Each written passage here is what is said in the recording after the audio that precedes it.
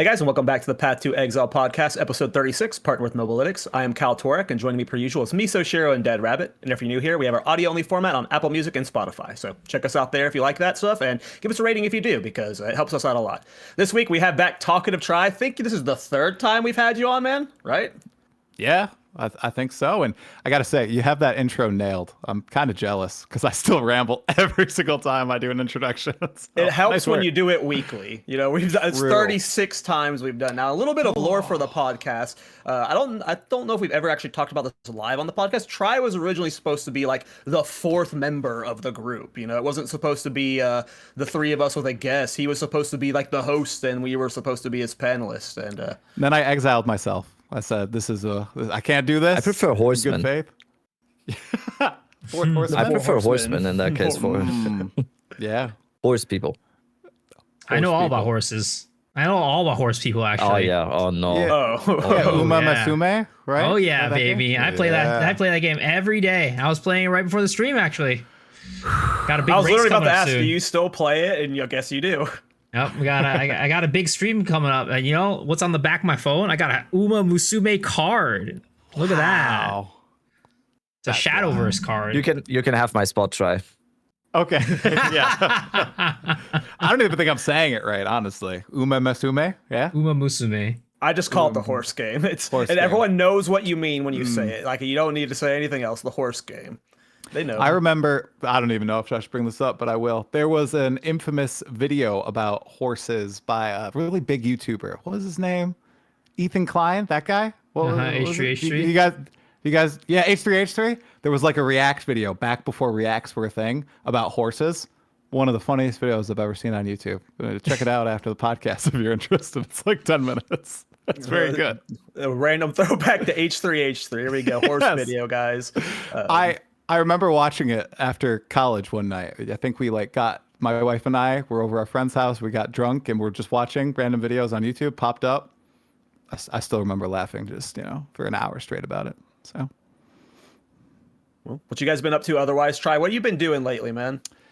well, I think I'm going to break the record maybe, but I played Diablo 2 all the way through for the first time recently. I played it when I was a child, but I never got past Act 3. So I always stopped right after Duriel.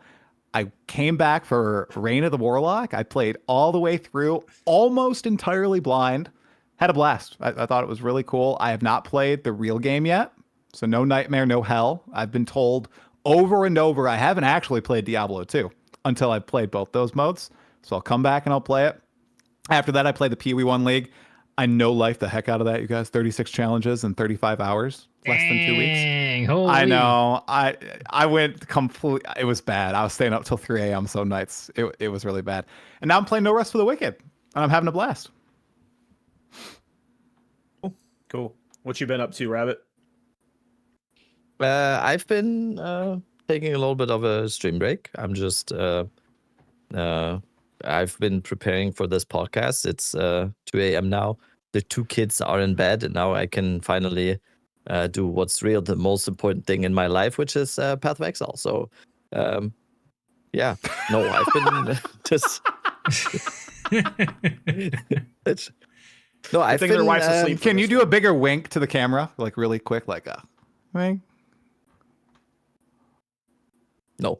No, it's been really fun. I've been taking a little bit of a break, and then next week I'm gonna be in the US for like a family thing, and then April 10 I will be back, and then I will be back full blast PoE 2. I am super excited to play PoE 2 again. I have a list of stuff that I want to do in PoE 2 still, that I've gathered over the past few days or even weeks at this point. I still have some builds that I want to explore. I want to check out some league starters that might be viable for 0.5. I am extremely excited for PoE 2. I was a little bit mad at myself past few days that I didn't go for a PoE 1 league, because I've been watching the league from afar a little bit on different streams and checking it out a little bit off stream, just to say that I played like 20 hours or something. I've been kicking myself a little bit that I didn't go with this league. But yeah, the best out there. apart from that, One of the best out there. Yeah. Yeah, from what I've gathered, it would probably be Got even out better there. So I was today. a little bit mad at myself. Well, it was a little bit mad at myself, but yeah, in now it's like gonna be 2 weeks until I will go back into PoE 2, and I'm super excited for it. I'm massively excited for it. I played a full campaign playthrough yesterday, just on a fresh character, just Chronomancer, all the way to maps. 6-hour nice little playthrough. It was already amazing. It felt amazing after playing Diablo 2 for like 2 months now. Feels amazing to play PoE 2 again. As much as I love Diablo 2, but the differences are insane. And I promise I will not talk about Diablo 2 anymore, because I've seen some people complain that we've been talking about D2 so much the last few weeks. Yeah, so that's where I'm gonna end it there. Yeah, I'm excited. 4 Yeah, weeks. so- 4 weeks. Yeah, until the reveal for 05, probably. I'd imagine roughly 4 weeks, yeah. Yeah, something around there. What have you been up to, Miso? Well, I mean, since the last podcast, I did play a little bit more PoE 1, of course, finishing up my Spectral Shield Throw build, which is mostly done. It's still, I'd say, not a very good build. Elementalist Golems got nerfed pretty heavily in between last league, this league, but also Spectral Shield Throw is not quite the best skill out there at the moment in the current meta. So combining a nerfed Ascendancy plus a skill that's already kind of underpowered definitely is a little bit tough, but it's been a lot of fun. It's been a really good build. But since then, I have been head, knees, shoulders deep into Crimson Desert, and that's been a lot of fun. I've been having a really good I've time. seen you streaming it every day. Yeah, it's a very, let's just say, polarizing game. Yes. You either absolutely love it or you completely hate it, from what I can tell. It's really just, My dad loves it. Really, My dad that's loves awesome. It's a really good like sandbox RPG. Like if anybody's like into like Skyrim or like, you know, maybe like even like Breath of the Wild, those type of games, it's gonna be like a good time, as long as you can kind of get through a little bit of the early game slog, and then get used to the controls. Hopefully they fix controls, but I hear the controls is the biggest complaint I've heard from people. yeah, is here that there's a it's, mod like, for not that on the normalized. PC. So if you just want to do that, that probably helps out. But yeah, it's not really quite like a Witcher 3 type of game where it's like a very story driven thing. In fact, the story's pretty bad, but I don't read the story anyway, so I don't really care. Yeah, talking of tries, like, my heart. It's the definitely not lore for everybody. How many hours until it gets good? I know you said the early game is a slog. Like, is it 20 hours before it gets good? 60 hours? Or is it like an hour or two? I mean, it probably takes a while to get good. I don't even know if I've reached there yet. I was like watching a clip from I think it was Force Gaming today. He's like, yeah, until you like really reach the outside the game really started super clicking for me. The combat is so good once you get far enough in the game, you get enough skills and stuff like that. And like a lot of times it might even take somebody like 30 hours to get there. But I it started clicking for me like maybe like two, like, I mean, I was enjoying the game a good bit even from the get-go, because I don't really care about the narrative, and the controls I got used to pretty quickly. But I would say it probably took, for most people, it might take 5 hours to where it might start being like, oh, I see it, I see the vision, and then it starts just ramping. Okay. Cool. Yeah, if you've seen the Steam reviews, they went from like 50% to like 70 or 80 in like a week. So it's like the first couple days it was like pretty negative, and then over time it's like now mostly positive. That usually happens. That happens with rush launches. Cool. I'm in peak off season. I am so fucking bored. I moved on from PoE 1. I might go back and finish the challenges at some point, but I've just been playing just nonsense to fill the time. I've been playing Rust, Rocket League. I've been playing StarCraft and Heroes of the Storm just to like. I'm waiting for. There's a lot I want to do, like what Rabbit just said with PoE 2. Like I'm working on a couple builds and stuff, but I don't want to get into PoE 2 right now because it's too far away. For like, I don't want to burn myself out before we hit 0.5. So I'm trying to like just not play PoE 2 right now, even though there's stuff I want to do. But I'm in just peak off season right now. I am so damn ready for this patch. But before we talk about 0.5 and what we want to hope for it, Try, what was your thoughts on Fate of the Vow, man? Yeah, I ended up loving the patch. I think it's my most played one thus far. I got 2 characters to endgame, which is more than what I usually do, mid-90s. Both were using shape-shifting skills, which I ended up massively enjoying. And that was not what I expected after the first week. I actually quit for like 10 days straight after playing the first couple days of Fate of the Vow. I got very frustrated with the game. There were some other things going on that we don't necessarily need to get into today that led to the burnout from my end. But after taking that break, I came back, was playing with my friends, family, did a couple, more streams, and ended up really enjoying it. And we started obviously the second Wind League too, which was super, super fun. And yeah, I think I sank like 100 hours into the game.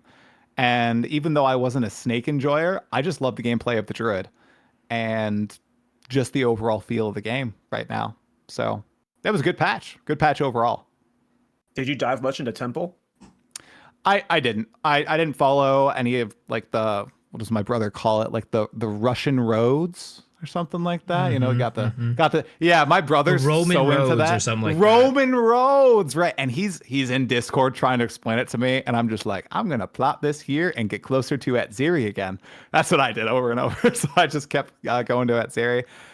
Yeah, but I had a good time. I played a lot of the Druid stuff, like the bear.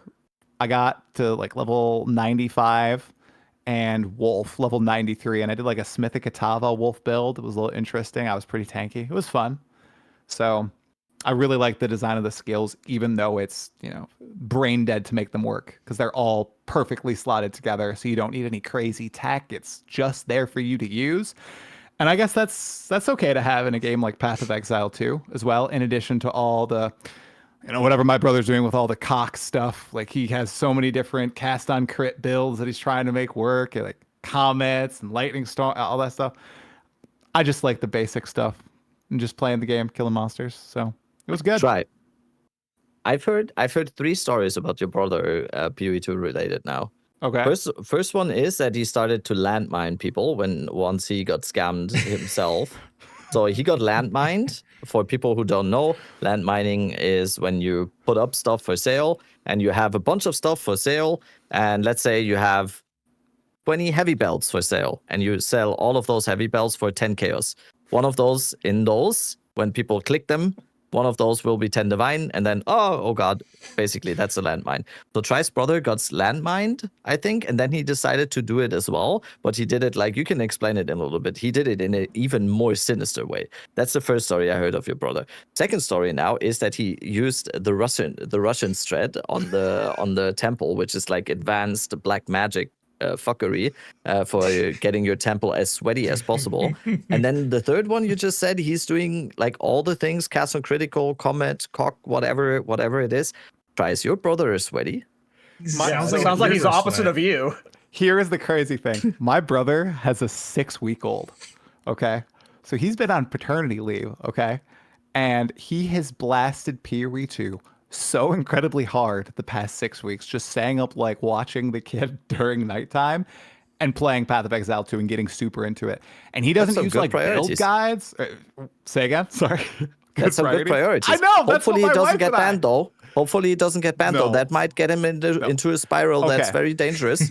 Okay, so he didn't exactly landmine. So this is what he did. He saw a video by a creator called Ones in the Chat where they were using Omens of the Ancients on regular belts to gamble them into headhunters with Orbs of Chance, okay? He didn't realize the belts needed to be a certain item level to make this happen. So he got screwed. He bought a whole bunch of the wrong item level. Somebody else was obviously tricking. And then he realized what happened and then relisted them for a couple of exalts higher. This was pretty early on in the league. And did the exact same thing. He like listed a heavy belt of the proper level and then a bunch of the belts that were underneath the item level right next to the heavy belt at the same price. So people were coming in, copying the strategy and not realizing that you had to have a certain eye level to gamble into Headhunter. So like it wasn't like a 10 Exalt, 10 Divine mistake, but it was scummy. I admit it's scummy. He's a villain. He's a villain. You know, he likes to play the markets now and everything. He's totally the opposite of me. I'll just be, like I said, you know, just brain off using my Ice Wolf, just killing crap.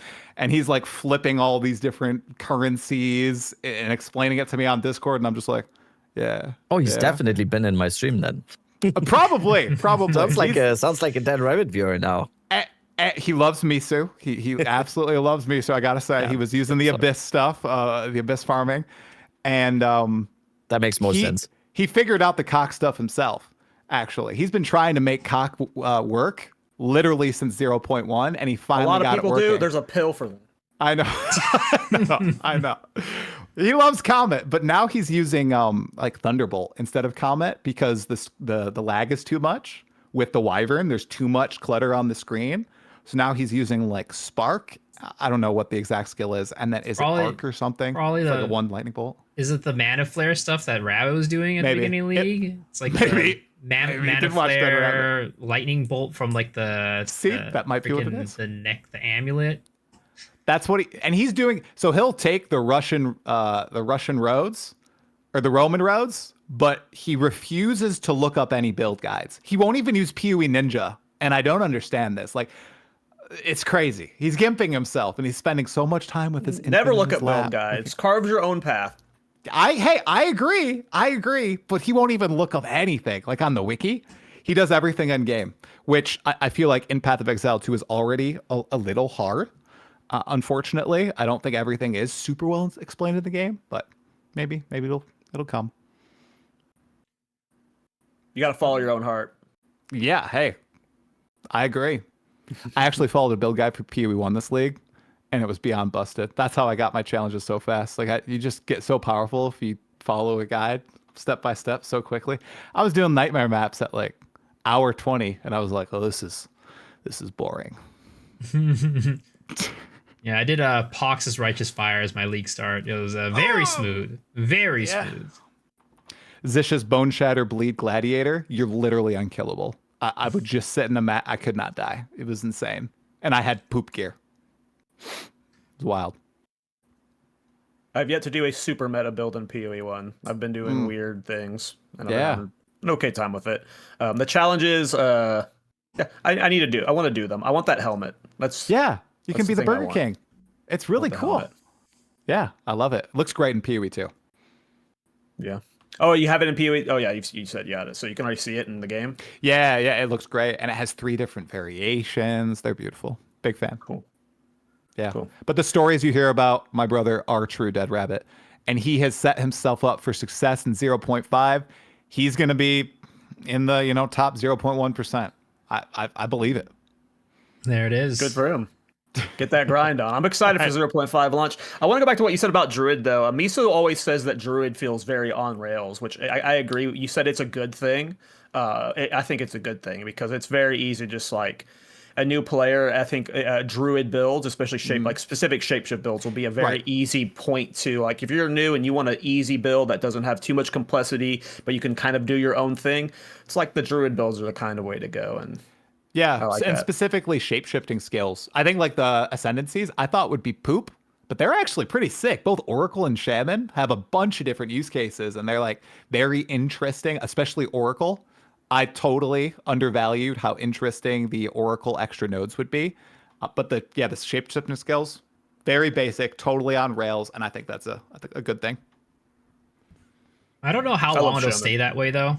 Because, like, the reason why, and I've talked about this a couple times, but the reason why I think it's so on rails is because Druid essentially is 4 classes in one. You have Bear class, you have Wolf class, you have Wyvern class, and then you have Spellcaster class, right? And the amount of skill gems that they have available to you right now is basically the same as any other class that doesn't have 4 archetypes fit into one. So it's pretty hard for them. Like, it makes sense why it's so on rails because each of them has to kind of work with itself. Right.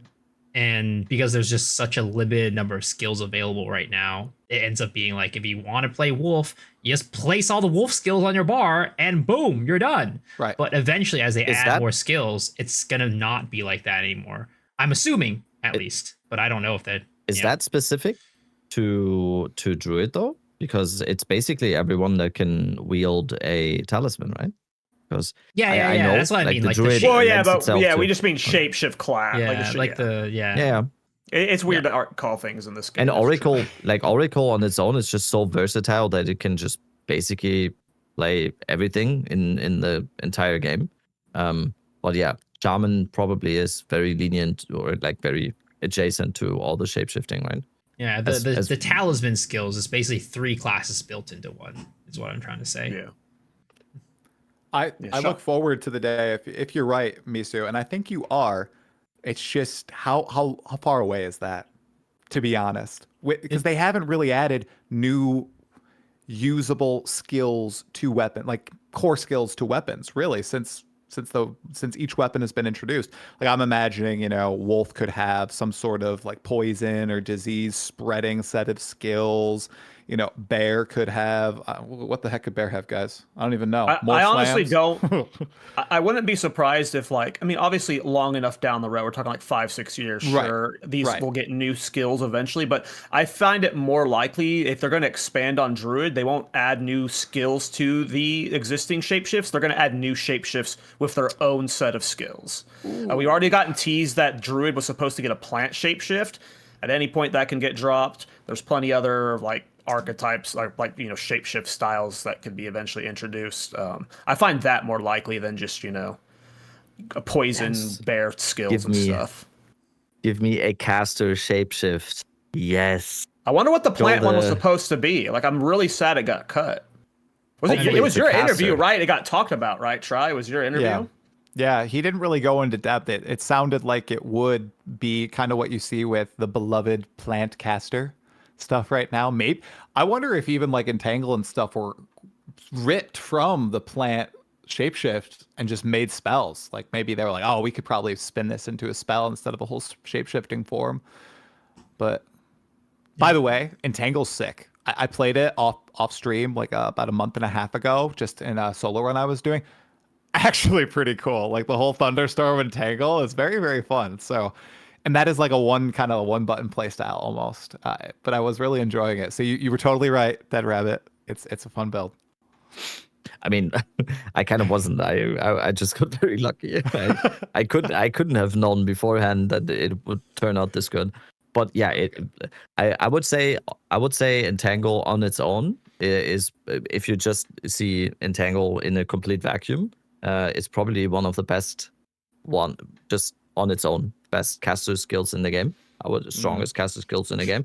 And then you put Thunderstorm onto it. Thunderstorm on its own is strong, by the way. I just I played I did a campaign run the other day, like I said, and I just used Thunderstorm basically. Thunderstorm on its own is strong. If you combine the two with accelerated growth and whatever, it's insanely strong. And then as a support, you just have Thrashing Vines. That is what I mean. Plans is incredibly strong already, and we basically only have three skills Thunderstorm for it.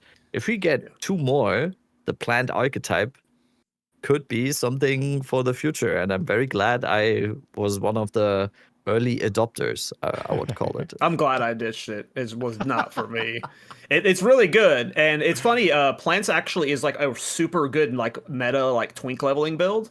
We're using threaded light. You're doing the spirit stacking to gain spell damage. You can clear the entire game with only Thunderstorm. Like it freaking chunks. It is so good. So I love Thunderstorm.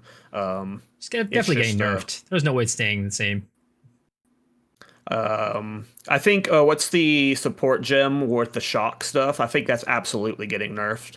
Mm-hmm. What's the shock support gem? Conduction or whatever, I think. Shock Conduction 2, yeah. That's absolutely getting gutted. Yep, that's definitely getting gutted.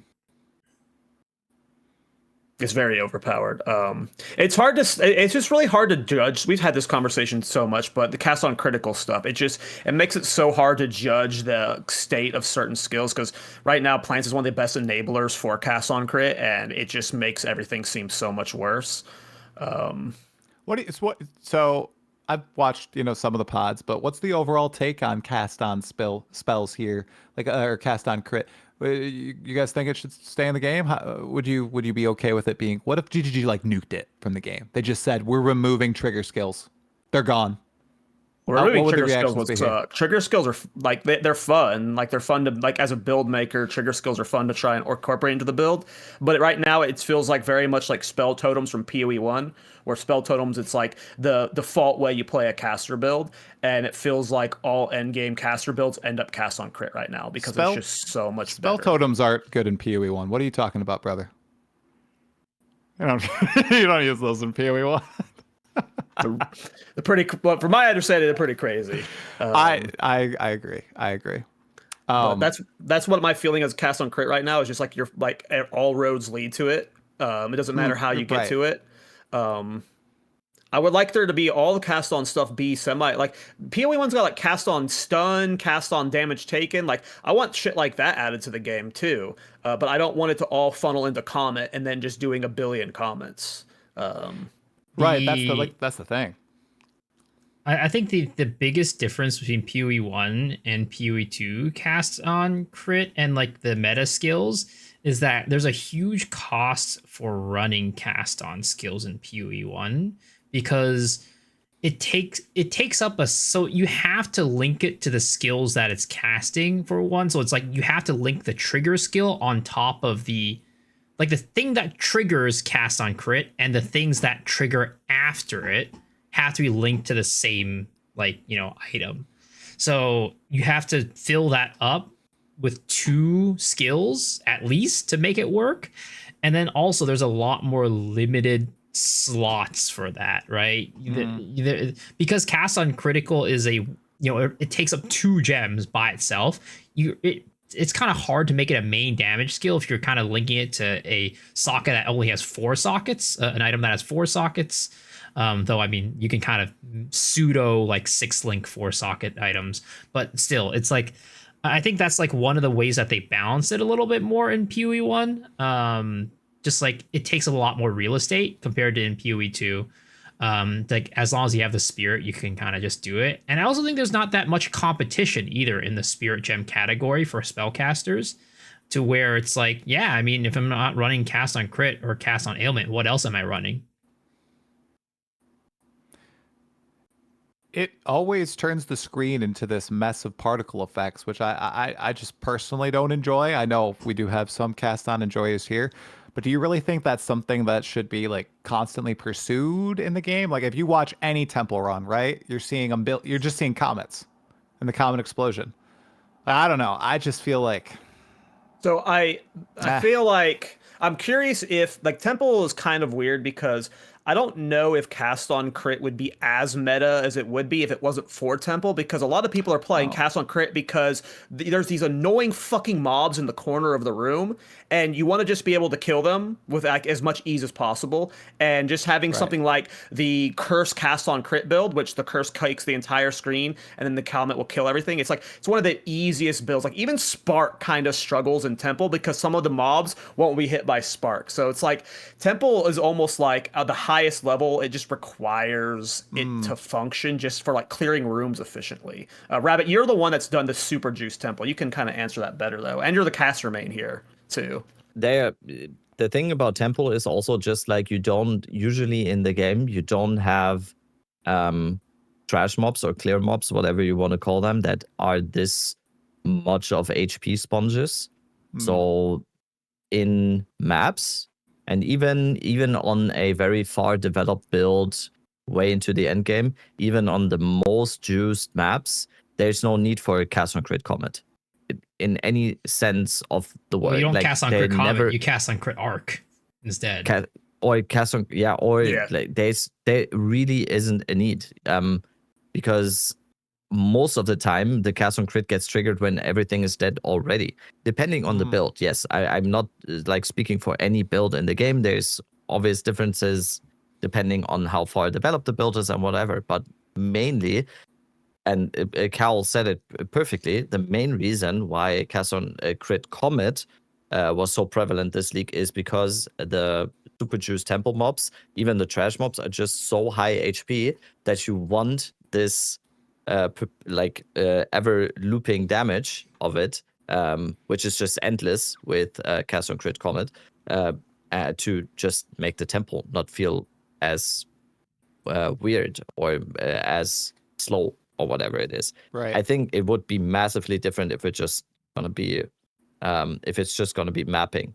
And I think it's gonna look massively different. I think I'm to go into the question that Try had a little bit. I'm both a fan of cast on crit or cast on, whatever it may be, and I'm also a little bit against it because it shouldn't overtake every single character build. But as a concept, I really like it because I personally really like evolving a character into a certain lazy playstyle. I think what the natural progression of a lot of ARPGs is that you start off with a character where you have to do a lot to achieve a lot, and then with coming investment and with more investment and more investment and more time invested and both currency invested into the character and more thought invested into the character, you not only become stronger, but you also become you don't have to do less to do that same effect.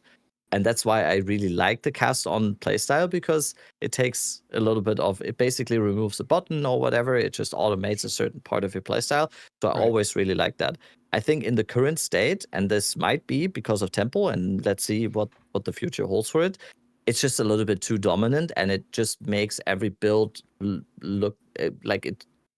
And this is always a big criticism that I have about build variety in PoE 2. What I don't really want is that all the builds morph into one. I have the same problem with Headhunter. I have the same problem with Rite of Passage. Every build becomes a cast on critical build. Every build becomes a Headhunter build. Every build becomes a Rite of Passage build. But I don't dislike any of those. They need to be adjusted, I think. Yeah, that was the thought that was budding in my mind as you were talking. And great point on like the temple necessitating the comet use. But yet the fact that every build boils down to that, like that's the most powerful thing in Path of Exile 2 right now, I think is a problem. And my mind goes back to, I know we're talking about OG Vision here, but in 2023, I remember the devs were doing a showcase of the Druid originally, and they were showing a cast on shock, I think, gem or something like that. Cast on stun, I think. Cast on stun, and he was like, yeah, you can automate sections of your build. You'll be sacrificing damage and power, but it will make it easier and smoother to play. You know, there will be other ways to get that power. And you kind of mentioned it there, Dead Rabbit, that you're not doing anything with your spirit as a caster if you're not using cast on. Like there's no other options, right? That's like just the one way to scale your power and become ridiculously strong. So maybe that'll be evolved as the game progresses. I don't want to police fun or anything, but yeah, it is wild to see it. Like you click on, like sometimes I'll like click on like a cool showcase for a build, and it'll have an awesome name, and then it'll essentially just be like a cast on crit build. It's like cast on crit in a different form, essentially. You know, just more variety, like you said. I think you said it perfectly. So. I've complained about it, I think 2 or 3 weeks ago, where I was like, this build's awesome. I'm just so tired of like showcasing cast on crit comet builds. Like what he did to set this up is epic, but the end result is just a cast on crit comet build. And that's like starting to take away from the pizzazz that some of these builds have. And I don't blame them, because like some of these bosses like Uber Arbiter, especially when you're doing them with like a group carries and stuff, like you need to be able to do 100 million damage, and cast on crit comet is the only way you can one phase it. It's like, it's not just the best damage, it's like the best damage outside of like doing the loops break, the things that like choir loops and stuff. Like cast on crit comet is like one of the highest DPS, if not the highest DPS. Yeah. Well, I think that like for me too, it's just the barrier to entry is, of course, if you want to get to like the crazy levels of scaling, you're gonna need a lot of gear to make it get to there. But if you just want to get it to an entry level, it's not that hard to really make it in there. Like, you don't need to invest all that much, which I think is probably the crux of the issue. I don't think anybody would have that much of a problem with it if it was like a super high investment build where it's like, hey, you're only doing this crazy amount of damage if you're like super, super invested. And if you're like kind of got low investment, it's kind of just like a pretty weak build. But it's not. But even at low investment, it's still like one of the stronger builds in the game. And I think for me, that's where I find the problem with it. Because there's always builds that are ridiculously powerful in the game in both Path of Exile 1 and Path of Exile 2. But what ends up being the builds like that are super powerful are usually the builds that do require a good bit of investment and commitment to the playstyle to actually get to that point. And that's why maybe people don't really complain about those builds as much compared to like something like Comet, which has become like the vernacular in Path of Exile right now. And even if you're not running Comet, you're running like Arc or something, which is what you would probably use if you were playing a mapping variant of the build. It's always at the end, like it's always that you just add Cock or like COE AE on it, or EA, whatever it is, elemental ailment. It just adds to the top of your damage. It's like, yeah, you could not run it and you could be fine in maps, but you can also run it and run maps even faster. Mm-hmm. Yeah, I think maybe so. The way you know how companions, like you made a good point earlier, and I think everything you just said about this discussion, Miso, is like spot on with why it's so easy to access. When we did the second Win League, I transitioned to the Dodre's Undoing Cast on Crit Comet Curse build on my Blood Mage at like level 67. Like that's way too early on a league start to be able to pull off one of the hardest or the best performing Cast on Crit builds out there. I think it's super easy to get into, and that's a big problem right now. Like just like a solution, like maybe like, you know how companions take a percentage of your spirit instead of a flat spirit.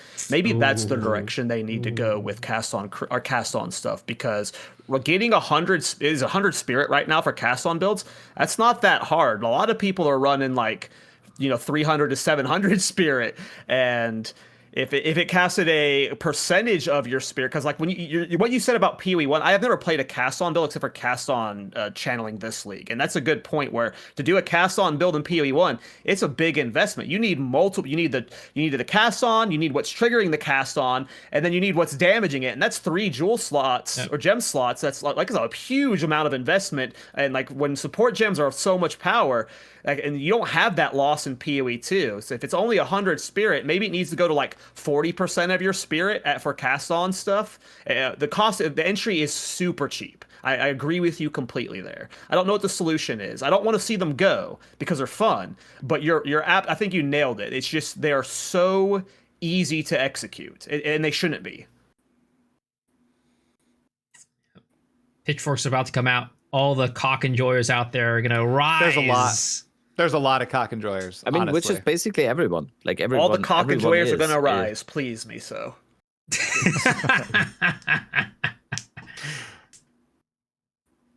Or you gonna say Rabbit? Sorry. I mean, everyone is a cast on enjoyer. Like literally everyone is, because that is not because everyone is just, oh my god, this is this is the most amazing thing. This is the most fun I can have.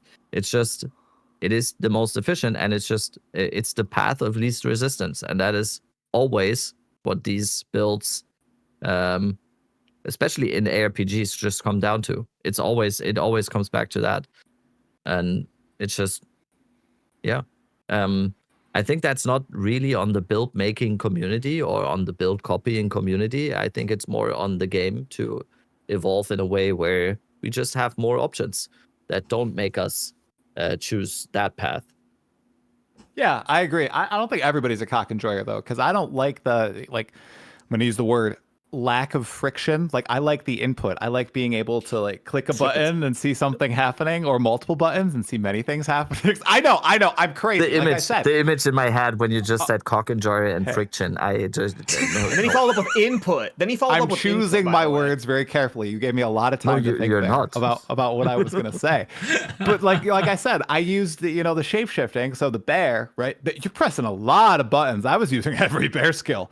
And with the wolf too, I mean, even though one is basically just a buff that you're pressing over and over, you're still like pressing a lot of stuff. And I like that input style of gameplay. Like I said, I'm playing No Rest for the Wicked now too. I really like how like every action that you take is very meaningful in that game. And I agree with you. There should be room in the game for both play styles to be valid, but I don't think everybody who plays ARPGs likes to eventually become, cast on crit or cast on whatever. Kind of like Mega Bonk. I know a lot of PoE players love Mega Bonk. I played for an hour. I didn't even know what a Vampire Survivor was. It's all cast on. You just run around and everything just casts around you. I couldn't stand that game, but a lot of people do like that. And having that play style in PoE too, I don't think is bad as long as it's not always like the big dominant force or constantly like screen bomb it. I feel like there's a way to tone that in a little bit while keeping the power in play. Yep. Yeah. Before we move on to our first major debate, I want to ask you about ExileCon. The four of us get to go to ExileCon, which is going to be so hype. I'm going to make us record a lot of like B-roll footage and stuff. We're going to do like dancing and we're gonna do some silly shit. What are you excited about ExileCon, man? Everything. I think I was like a lot of you guys when I read the message from GGG, just in shock. Like, just started making videos a couple years ago just because I liked the game. Never thought I would be there. Like, it's crazy. I remember watching the first ExileCon in my apartment, the second ExileCon in the middle of the night here, like right there. Never thought I would actually make it out there. I mean, it's going to be spectacular. I'm just so grateful for the opportunity and just the experience. It's gonna be crazy, and I get to meet all you guys in person. It'll be so interesting. Can all size each other up. Man, I could no. Oh, there's not gonna be there's not gonna be a lot of sizing on this part of the part of the screen. What do you mean? That's those who are shorty McShort. They're short kings. That's not a problem. You don't know how tall I am. And they're not even that short. Don't you guys say they're like 5'8"? You seem tall. I'm 5'6", 6'5'7". How much is that in centimeters? I think it was like I'm like 171. That when I think that was around the same. Yeah, I mean, Miso, we can high five on head level. That's You'll be fine. You'll be fine. Oh. That's fine. When I worked remote in 2020, like when we eventually all met each other 3 years later in the office for the first time, everybody was like, "Oh, I didn't know you were, that tall, that short. Oh my God, that's crazy." So, we all have images of what we look like in person in our head based on what we can see here on the camera. So it'll be fun. I'm really excited. Are you guys pumped? I presume you are. I'm super pumped. Riding the high. I'm super pumped. I've reached out to GGG this morning because I wanted to upgrade my flight to first class, and I've only gotten cold responses from them. It's super weird. Only gotten cold responses from them. Wait, don't they know what I've done for this game? They gave you a flight. Know what I've done for this game? I have a Discord with 5,500 people. There's stuff hanging in the balance here. Come on, GGG. If anyone got contact at GGG, please let me know because we need to get this right, guys. I'm sorry. God. Gonna be a brutal flight. I'm not looking forward to the flight. No, okay. That was a joke. I'm gonna fly economy all. As we just established, I'm very short. Economy is basically my first class. You could write like a Discord message about it. It's gonna be 30 hours though. The longest flight I ever had was one singular flight was 12 hours. That was kind of bad already. And this one is going to be a 14-hour flight into another 12-hour flight. Wow. It's going to be miserable. It's going to be a long flight. Hey, but I think it'll be worth it. I'm very positive about it. Like, I don't know. Like, I'll probably just be hyped up the entire time, and then I will sleep on the way home so well, probably. I think. Oh, yeah. I can't wait. Yeah. I can't wait. I feel bad have talking about predictions? it though. I feel bad Don't feel talking bad. about it in public. I don't know. Like Don't. like now all my friends want to go too and they can't go. Like my brother wants to go. It's like, you know. Dang. But you know, it's New Zealand. It's cool. Do I have any predictions? Well, obviously 1.0, right? Like that's like the gimme. Whether it's going to release this year, like right after or not, I think that's up for debate.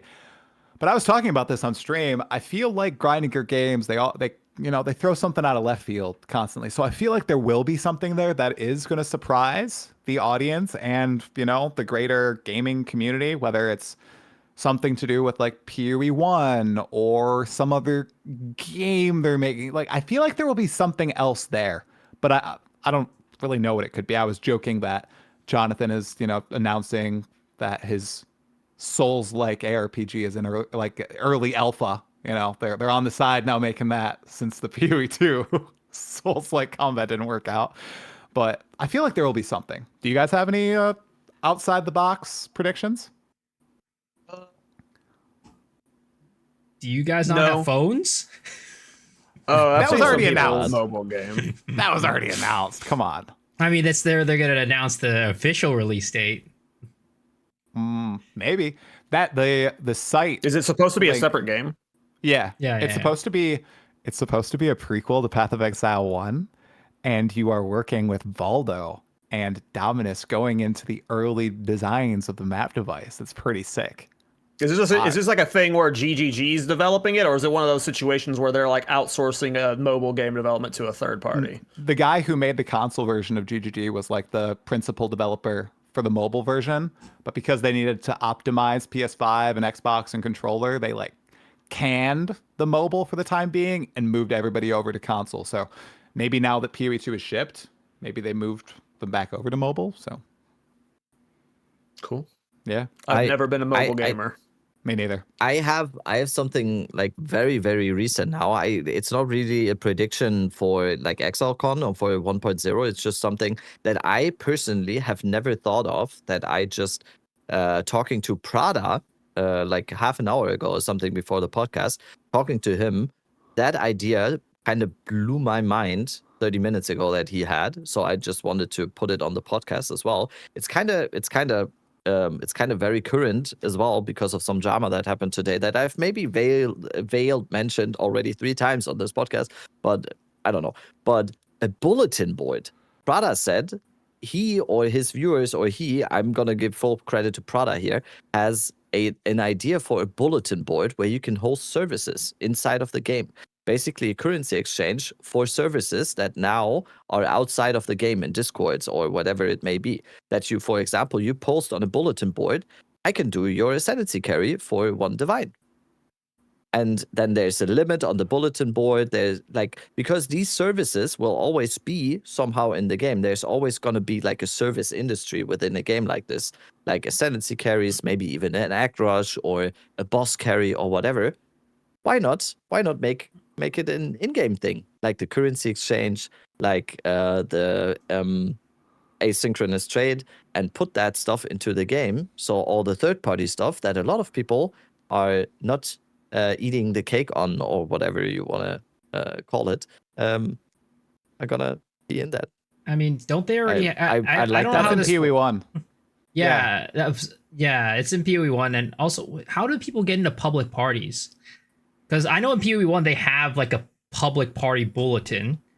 That's what I'm thinking of. So I'm like, I was thinking that was already in PoE 2, and I didn't know if they removed it or not. Because I know people I've always never talk seen about in PoE 2. It's Not just in not PoE 2. functioning in a way where it's like Yeah. bang on. So right? I've seen crap. like people. The UI's crap in PoE 1 as well. I've if seen they- people talk about like adding a tab for like mirror services to get like that more in game. Like if you wanted to, like GGG could like normal like market price like the fee for mirror services, and you just like put your mirror item in a little pedestal, and anyone can come in, mirror it. You get the fee costs and stuff. Like there are ways they could add some of these in game. I come from MMOs where like anytime the game developers have tried doing these like bulletin board type stuff, it always gets filled up with the worst spam, and the people that you like, the people that Rabbit's talking about, don't actually get the chance to like show like I'm the one doing it. It's always the spammers and stuff. So it would have to be like designed very well by GGG, and they would also have to be moderated by GGG. They would have to be banning the people who are spamming the stuff, which I am all for. I think this would be great for the game, but I'm just like, from other games I have played, it has to be done right, and it has to be usually moderated. If there was a specifically, like you said, the Ainge type thing where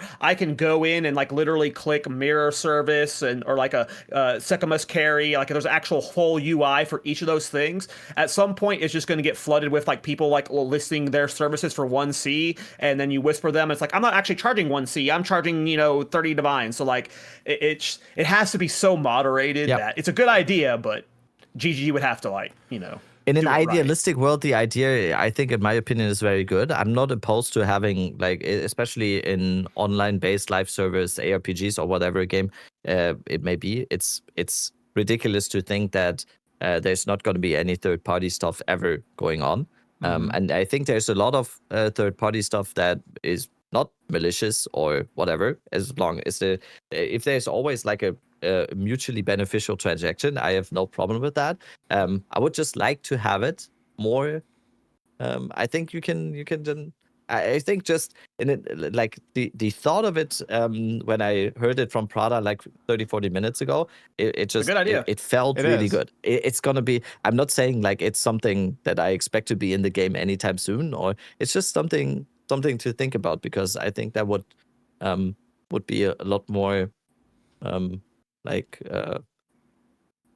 don't know, it would be better for a lot of people, because I've seen some Reddit comments today within all the drama of what happened today. I've seen some Reddit comments today of people like, people with thousands of hours, or apparently they said like 1,000 hours in PoE 1, didn't even know what that is, like what TFT is. So it's I think it's always just hard. It's always really hard, because if you think about it this way, are we back to Cast on Critical? Yes, exactly. If you think about it this way, right? It's not like a lot of these party systems don't exist in other games, and you can think about it this like. I don't know if you guys remember this and if you guys experienced it or not in Path of Exile, but like back in the day when you had like an MMO, you're playing an MMO, you'd always be chatting in your guild chat, like, hey, whatever, and you have a bunch of conversations. That doesn't happen to me anymore in any of the games I play. It's all on Discord. All the conversations are on Discord. It's just way more convenient. It's the way that I think about it is just, no matter what tool they build in game, Discord is probably just going to be the place to be. It's just going to be more convenient. I have to say, I have an extremely active guild in PoE 2. In my guild, during League, you get kicked when you're offline for like 3 days, and we have new, more active people. I have an extremely active guild in PoE 2. Are they? What I mean by that is, are they like chatting in the guild chat, or are they using? They are. You could have like brief 2 seconds conversations, but the problem with guild, like, I don't know how actually. It's like there's no like snapshot of like over like 3 days, right? Like, if you have to be online reading the chat when you it's much that. more so, like, in the now. That snapshot, that matters. It's like ephemeral. It's nice. That's like, I was gonna say, not a guild chat enjoyer, but I am a global chat enjoyer. Like that, I changed my name from Talkative Try to something else in PoE 1 this league, so I wasn't like recognized in global. But like, you can find a nice global chat, and people are like talking the entire time. It's like old MMO vibes. It goes back to like when I used to play Dungeons and Dragons online. We would be chatting in guild constantly, like shooting the shit. I was doing that a ton this PoE 1 league. It was fun. You have to find the right one though, because some of them, they get a little spicy, but it's nice. I like that feeling. I think it still exists, but you have to go out and seek it. It doesn't just hit you in the face like it used to, where that was just a part of the game.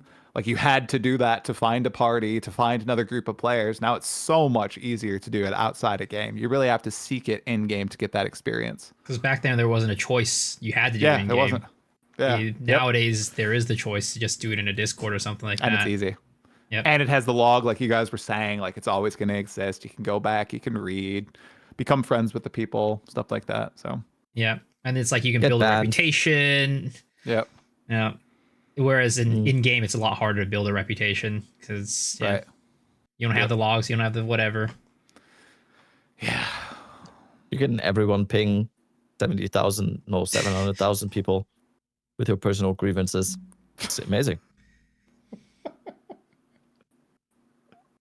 Well, let's talk about campaign skips. Well, did you guys? Well, we've talked about our predictions on ExileCon plenty on the podcast. Did you have anything else you wanted to mention about ExileCon, Try? Yeah, you mentioned getting like B-roll and stuff. Yeah, we got to do some. I know we'll we're be gonna doing enjoy some it, stuff. but we got to do some content too. Okay, we're content Oh, yeah. creators. We're gonna be in the flesh. We'll have to. We do talked something about maybe together. doing a hot tub podcast, you know? I'll do it if the hotel has a hot tub. Like I haven't done I'm my down. travel stuff yet because my wife had to renew her passport because her name changed. But once I get all that, and if there's a hot tub, let's do joke. it. If there's What? if there's an area where there's a jacuzzi and we can all fit in there and we can do that, would be amazing. Yeah.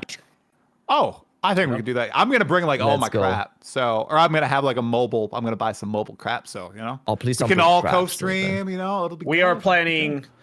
I'm probably flying out a little bit earlier than we talked. I might fly in on Monday, but we're planning a full content day where like we'll just make content and do fun stuff. So Nice. hopefully podcast with multiple people and just like fun stuff right around ExileCon. I'm sure there's Yeah. We'll be making content. I mean, we Yeah. discussed maybe like throw out the idea. Maybe we do a Uber podcast where we get all of us in here, Gazzy, DM, like you know, Yeah. just a big ol' super podcast. Well, I can try to petition, my friends at GGG and be like, let us do an Uber podcast panel on That would stage. be at great. ExileCon. So Like, that'd be very literally, cool. what's so funny is my dumbass, like in the response email to them inviting me to ExileCon, I was like, I'm so excited. Thanks. Can we get a podcast on the stage, please, for a panel? Like literally, my response, I just went for it. Like I wanted, I would love to do something on stage at ExileCon. Always shoot but your shot. assume- I didn't assume shoot no. my shot yet, but I will. assume I will no. 100%. If given the opportunity. That'd be insane. Can you imagine that? would be cool. Can you imagine like Dead Rap? Can you imagine if like freaking Nick is like, yeah, so go on stage, you're gonna play Act 5 right now in front of everybody? Oh, We'll have Act 5 by then. We'll have Act 5 I would- by then. I would Can you imagine? lose my mind. Isn't that Like, insanity? to be involved in anything, I would be so grateful. I'm grateful if they just said like we just invited you. I'm just grateful to be there. Like, but Yeah, sitting in the anything audience. anything like, else, sit in I the would audience. I would be beside myself. That would be amazing. I don't want to be this whole if they didn't stereotype of let a me inside, I'm narcissistic happy to just streamer go. person. So I'll just be grateful and thankful, and That'd be so good. I would do anything. I would go onto the stage and announce like the You go play mobile a version cock of build on Path of Exile stage. 2 in a fucking maid dress. I don't care. If Jonathan asks me to do that, I will do that on all fours. Before the big Path of Exile 1 reveal, my Discord was joking about, they're gonna have me go on stage and announce the sunsetting of Path of Exile 1 right before the big PoE2 announcement. But yeah, I would, like you just said, on all fours, I would do it. I'd honestly do it. I'd just, it'd be fun. It'd be good. Would you do a hot tub podcast on stage though? Yes, Sure. Yeah, probably. Let's Yeah? do it. 100%. All right. I just realized that I could place the rabbit behind me like this, and then Oh, it's now he's got ears. Got ears, dude. Very nice. perfect. That was it. Nothing else. I'm just I'm pumped. It's gonna be good. 7 months. 7 months. So it's gonna be so fun. Yeah. What's not going to be fun is a campaign skip debate. Miso, I'm going to let you take points on this one. You are the demon who brought this topic to us a few weeks ago. We've been holding off on it. I mean, we've That talked one about was it about before. Yeah, wasn't it with Try too? I don't remember who we talked I about the don't campaign remember. skip with. Maybe. I don't remember. But I mean, I'm gonna sure. go look. I could bring us in on this one. I mean, so this last week it started because we had a conversation about how in Path of Exile 1, you have very specific builds for for different types of farms. You have builds that are really good at those farms, and for other farms, those builds might be really bad. So in Path of Exile 1, characters are pretty specialized, right? You start off with the league starter, and then after that, you branch off and make like a character that's like really good for a farm that you want to do. Now, in Path of Exile 2 right now, every character can basically do every type of farm. But we're seeing things like the Omen of Light farm for Abyss, where there are some characters that it's not that they can't do it, they're horrendously bad at doing the Omen of Light farm, right?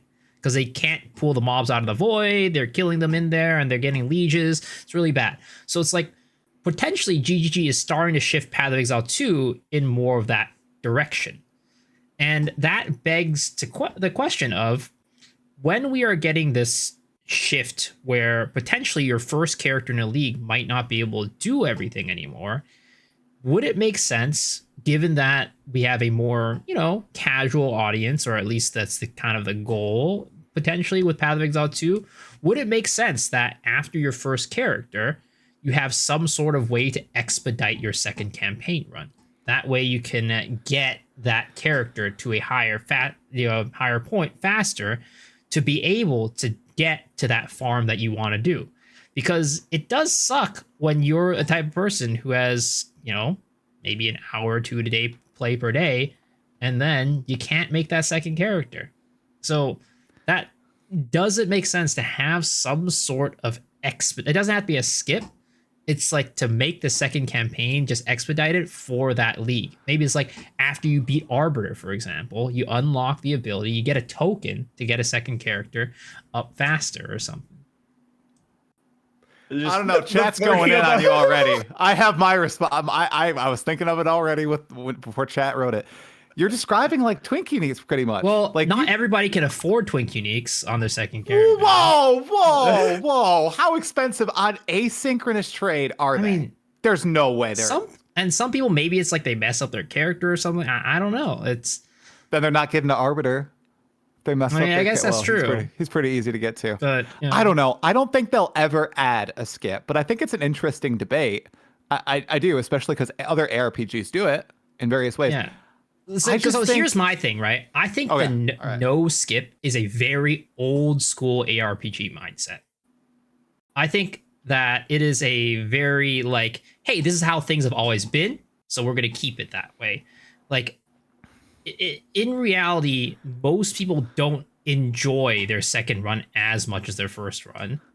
But it's a hard debate because like if you add it in there, nobody's gonna ever not skip or like not like skip, but like expedite their second campaign run, right? But it's just I always feel for those people that like don't like they want to try out these new builds, they want to try out these other characters, but like they can't because of time limitations. That's an argument against campaign skip. You can start trying out the build in campaign with specifically tailored uniques to that build. Well, I don't know. Like there's skills that take you can only unlock them at level 55, and then you need to unlock crit to do cast on crit. Now you can't play that build. Stupid cock enjoyers. I knew it all came back to cock. Oh my god. 3 to 4 hours. You can fully enjoy that build you want to play for 3 to 4 hours. That is how long campaign takes. That's how long it takes for you. That's how long it takes for you. I think we got some exaggerators. With some twink gear, it doesn't have to be like insanely good twink gear. With some twink gear, if it takes you on not your first character, if you are able to put good twink gear on another character, I think, and if it takes you more than 6 hours to finish campaign with twink gear, I think we have different stuff to talk about than campaign. I'm sorry, but I think the average person's campaign takes about half a week. I think the average person. What's wrong with that? No, I'm not talking about twink gear. I'm saying like. Fine. I'm saying like, so if their first character takes half a week, the twink character is not going to be up. Fresh character, yeah, like that's 3 fine. to 4. That's fine. 3 to 4 hours. That's fine. But if you're but you can't complain or you can't ask for something to circumvent if you're actively saying like it's totally fine if you take your time, but you can then say I want to skip this because I'm actively not trying as hard, basically. Because if you would just put some effort into it and get the twink gear on it, like the minimum effort, you it's 6 hours tops. For a whole campaign again, run. I think you are vastly overestimating how long it takes for somebody. I'm talking strictly about not the first character. I'm First character, I don't care. And I'm not talking about somebody like us. I'm talking about somebody who's just playing the game average. Maybe they're playing an hour or two a day, something like that, right? That's a lot, brother. Hour or two a day. That's a lot. I mean, yeah, But exactly. even if it's 8 hours, that's still if you spend 100 hours on another character, that's still nothing. I really hate this discussion because I hate it so much because like there's so much like. One, I don't think people want a campaign skip. They want to like a campaign skip. They want a end game skip. They want to get to level 70 so they can start doing the fun stuff in end game faster. So what these people who are wanting a can skip want, they want a faster way to get to end game, which means alternate leveling systems, like introducing delve from level 1 or introducing lesser waystones where you can do mapping from one. Well, what I would see it as is you would it would take your character to the tier 1 map level, which I think is like 64. No, that's fucking garbage. That's absolutely trash because there's so many things wrong with that. There is so much from level 1 to 70 that fuels the economy. Lesser essences, low-level skill gems. You add a campaign skip, someone like me who levels 14 characters is no longer fueling the economy with lower-level stuff. Well, I mean, we're going straight into maps. That's like how many lesser essences are there in the economy after month 1? So many people do low-level crafting. So many people use. If you go into the trade right now and try to buy a lesser essence, just tell me how easy that is. And it'll be a lot harder when everyone's skipping the campaign on their alternate characters. Well, I mean, if it goes from trying to break up the podcast. If it goes from 3 essences to 0 essences, is that big a difference? It's only 3 right now because months into the league right now. It's probably like 10 like a month ago. It was like a 10 a month. Well, month 1, most people wouldn't be skipping the campaign. Let me finish everything I want to say first. First of all, like there is massive economic implications to a again, we're not even talking about campaign skip. We're talking about a boost to end game. You're asking for a level 65, 70 boost, which is not a campaign skip. That's just fucking trash. Anyone that wants that, like, I'll be that guy that's like, this game isn't for fucking you if you want an end game skip.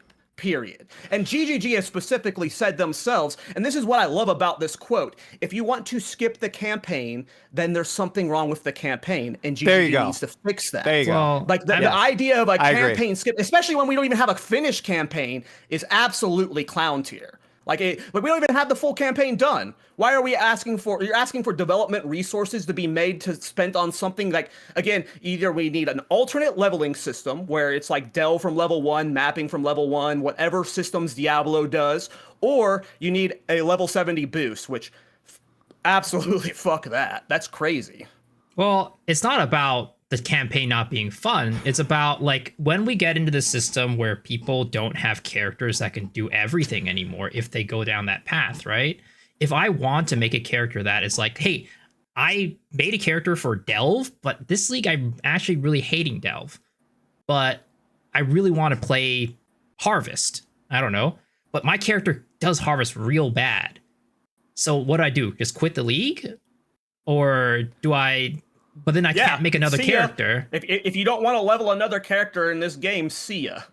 Like, I mean, I'm not defending this person. That's like that really sucks. We have a solution to that problem. Like, you play a meta build that can do all content. That like we have builds for this type of person.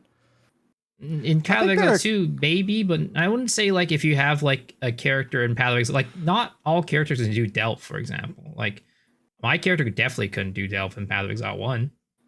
Well, yeah, you have to make a delve-specific build. But exactly. Like so it's like halfway through, I realized this new mechanic is not for me. Or like this mechanic is like, I don't like it at all. But I want to do this. What's the famous Dead Rabbit quote from like 20 episodes? It's tough shit. Very famous. Is that what you said, Rabbit? Or something I've heard that a lot. I'm not quite with both of you, by the way. Like, I feel like you're both too far into the extreme. Defend anything about a campaign skip or an endgame boost, Rabbit. Defend it, please. What do you see that would be added? No, I'm against I'm That's what we're against talking it about. for, Like, what about for, a campaign for other boost reasons. and an endgame boost? Okay, well, what reasons? I just think that it is completely overblown because if you Well, yeah, I agree with that too. it just seems like people are acting like it is such a I get it on the first character. I'm completely taking that out of the equation.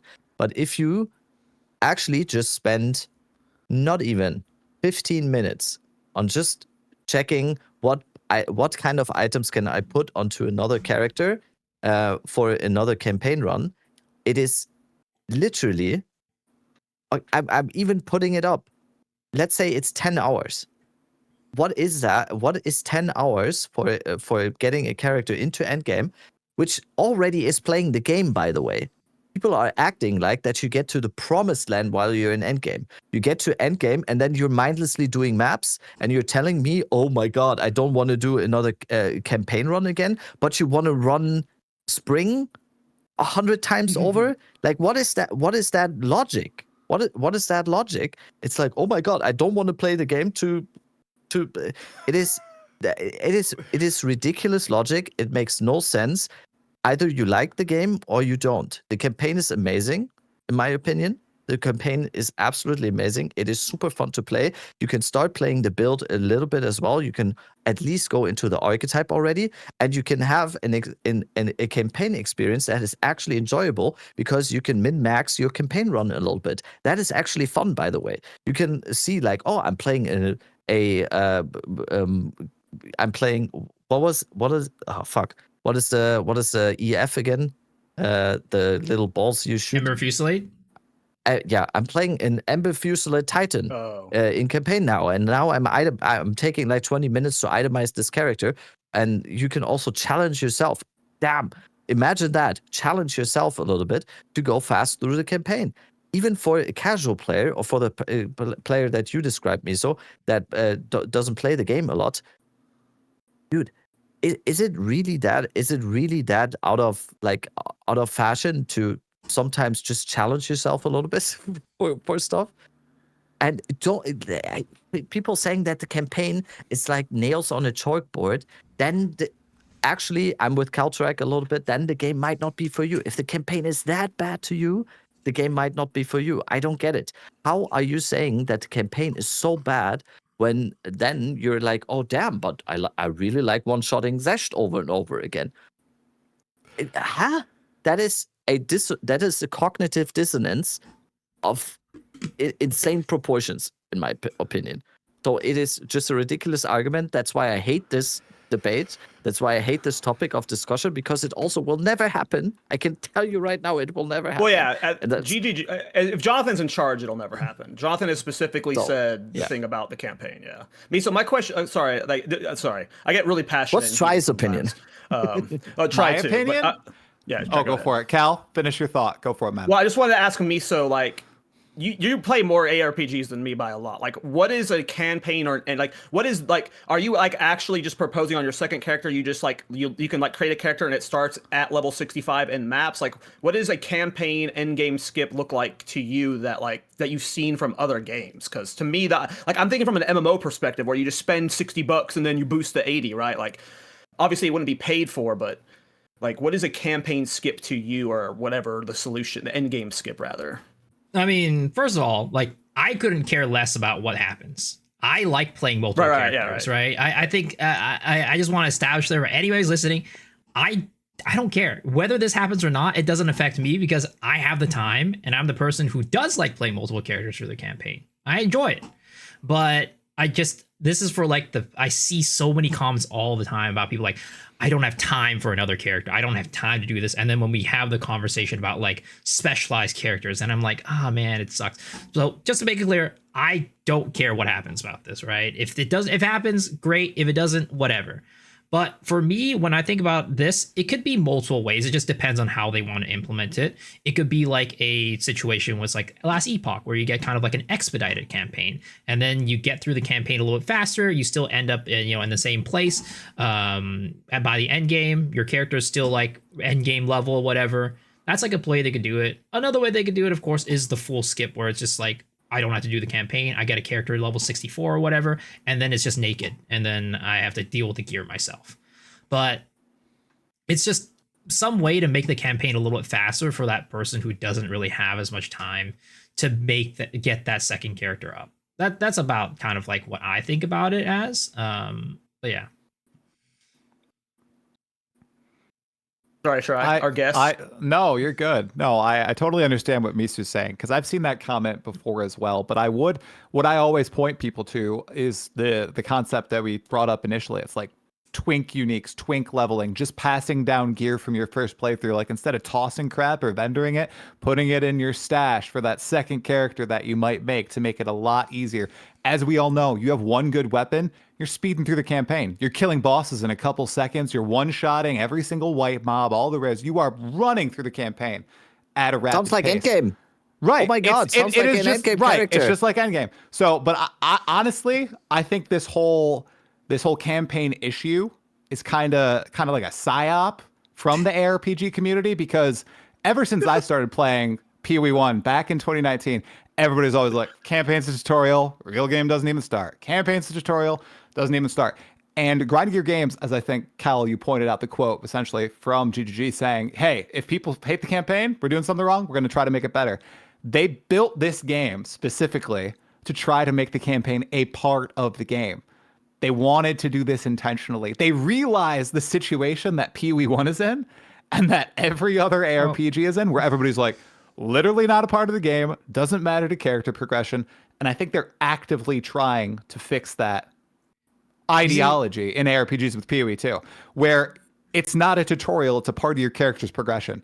And I do feel that, and I right now, and I hope I feel that even more once we get Acts 1 through 6 all the way through the game. Because the moment I hit endgame, it just feels very different to me. Like, the game swaps. I know we haven't really talked about this, but the PoE 2 campaign feels like such a different game from the end game still, and I enjoy that way more. And I'm like shocked. Everybody always praises the campaign that I see like online usually, but then they also talk about wanting to skip the campaign, and I'm like, what is going on there's here? There's a big difference, because the biggest difference you will never be able to solve, it's just never going to happen, no matter what they do, is that in endgame, you're actually growing your economy. You're actually finding valuable loot that's going to be giving you money and growing your character's economy, which just doesn't. That's why solo self-found players don't mind the campaign as much. That's why hardcore solo self-found players are fine running the campaign all day, because the economy doesn't exist. But when you're in the trade environment, no matter what you do, because it will be completely unbalanced, if you're able to gain a significant amount of income in the campaign, you will never be able to grow your character's wealth in the campaign. And that's what a lot of people play the game for in the end game. They play it because I want to get the divs, I want to get the tinks, I want to get whatever, right? And they want to find a way to get to that point where they can get their second character up fast enough to where they can start getting that feeling of, yes, I'm hunting for that next thing now. Because when you're doing the campaign, it's hindering you from actually being able to play what you're playing ARPGs for, which is loot farming. You can't loot farm in the campaign. I think it all just comes down to perspective. I think a lot of people do play for the loot farming. I don't know. I don't though. And I do think PoE 2 has a little bit of a different audience. I mean, I do, but it's not like the primary thing. Like, I'm not always just excited to get that next tink to maximize my div per hour. And I do think that there are a lot of players out there who also follow that. But they're not necessarily the people that are participating in online discussions. They're not looking up how to farm, the most div per hour, how to play the most maximized build. They're just probably enjoying the game, probably enjoying the campaign and the end game. And that's why I think this campaign skip discussion on almost every video I see talking about this, every Reddit thread, it's always like 90-10. Like, campaign skip. I need to get to endgame. I need to do exactly what you're saying, which is like amass wealth, make my characters. That's crazy. That's I have crazy. I have 3 videos about campaign skip on my channel. Everybody's always like at my. This is the most active our Twitch chat has ever been, by the way. Oh right, like people are very. Campaigns, it's a very polarized topic. But I think Miso, I think you're totally dead on. Like I think a lot of people really do hone in on. I just want div per hour, and you haven't even. I've never even expressed that. Like, yeah, you're not growing your character wealth, your account wealth. You're just growing your character's power in the way, the game is kind of meant to be played. Like you're like playing the game. You're not playing the game to farm currency to then buy items to make your character stronger or whatever, or craft items. You're literally like most of the time just using the resources at your disposal, which is like SSF. It's like what you said. Yeah. A lot of people like the game like that. That's why I think SSF, that's why I don't think SSF players care as much about a campaign skip, right. But trade kit players do. I think the people even as someone, I'm a trade player who likes making currency, and like to counter your point, right, where like the campaign skip lets somebody go from like doing one farm to the next. Like as somebody who maybe wants to specialize in Delve, I like the idea that I have to start my character and invest into it and build it up from the day one to be that Delve farmer, and but someone you have the time getting a to do that shortcut again. to get into that farm. You have the time to do it. Tough shit. Tough shit. If you only have 2 hours to play a week, you don't get to enjoy the game like Fubgun does. Like, I am so sorry. And I promise you, these people that are complaining about not being able to keep up with these farms, that campaign skip is not going to suddenly make them like that 8 hours they saved. They're not suddenly like, I'm at Fubgun's level, mirrors, baby. Like, it's not going to close that gap at all. It's going to let them play a second character, but just level it. The thing is, they're not expecting to be at that. They just want to have that end game loop where they're able to actually farm for currency, like I said, because you're just not able to do it in the campaign. Play a good league starter, man, that can play that. Okay, that was another point I wanted to play off-meta builds that can do everything, and it's like that's not the world we live in. I don't know. That's another point I wanted to bring up too. Because I understand that I think a lot of people will come in and say stuff like, "Oh, well, I need to level a new character because my current character is crap for the league mechanic."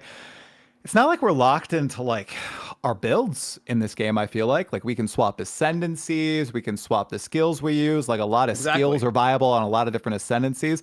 So there like are other solutions besides starting from square zero.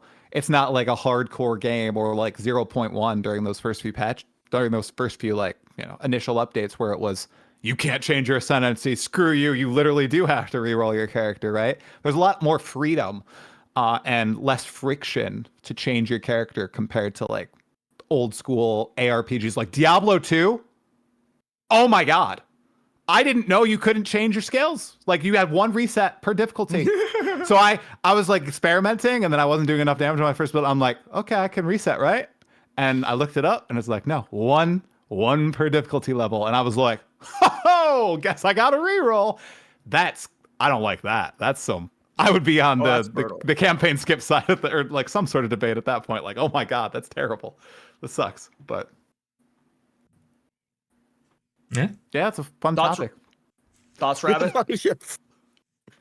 Thoughts? I don't know. At this point, at this point, give it to us. I don't know. I don't know if it stops this fucking topic. I don't know. What do you guys think in the comments, chat? Do you agree? Do you think Kalturak is too emotional? Do you think Miso is based? Oh, do you think I ramble? just give us your comments down in the YouTube comments. It will be fun Spotify to read comments. Those. we value your opinions a lot.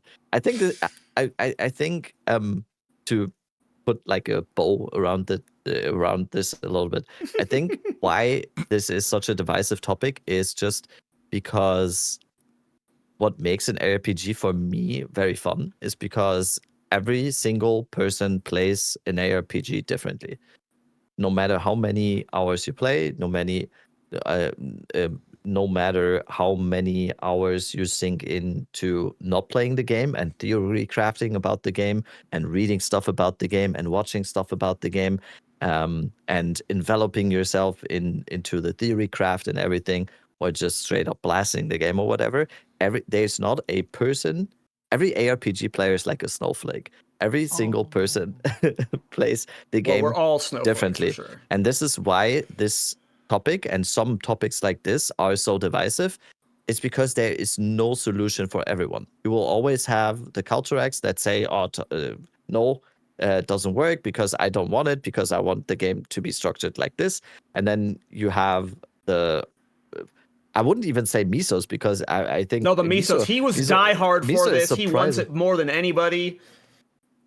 Like I understand it. It's just like, to me, the most important thing is the game needs to be fun for as many people as possible. And I don't care as long as something isn't unfun to me and makes me not want to play the game. I don't know. That's good with me.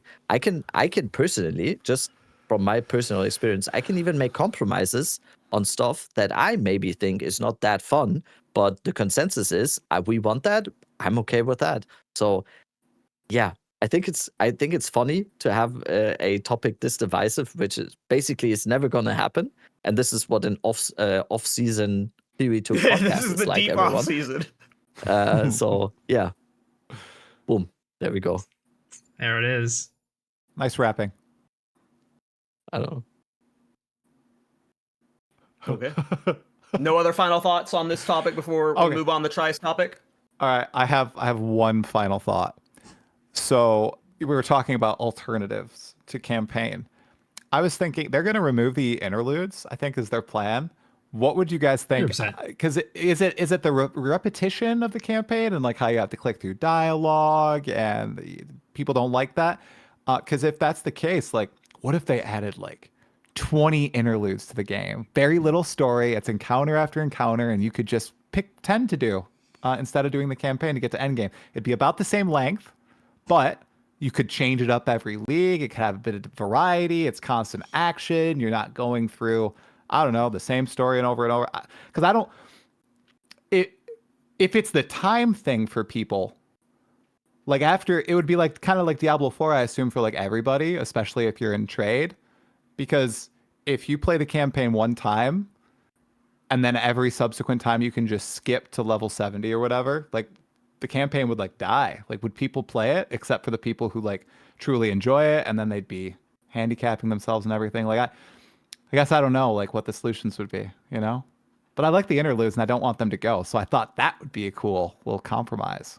Well, interludes are gonna go though, because they always said it was just a placeholder for 5 and 6, anyways.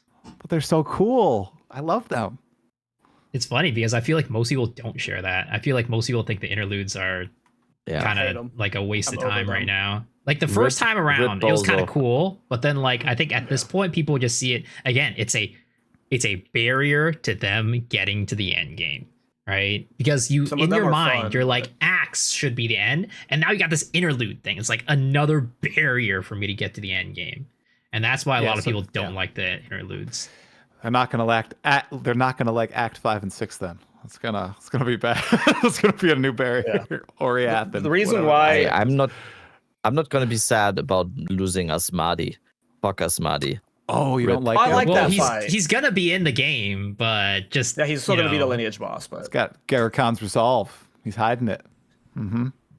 So just a few points that I didn't bring up earlier, but why I wouldn't like your specific implementation for the a campaign alternative is one that's just development resources. There's just so much unfinished shit right now. Like maybe 2 years down the line, sure, like we have the development time there for that.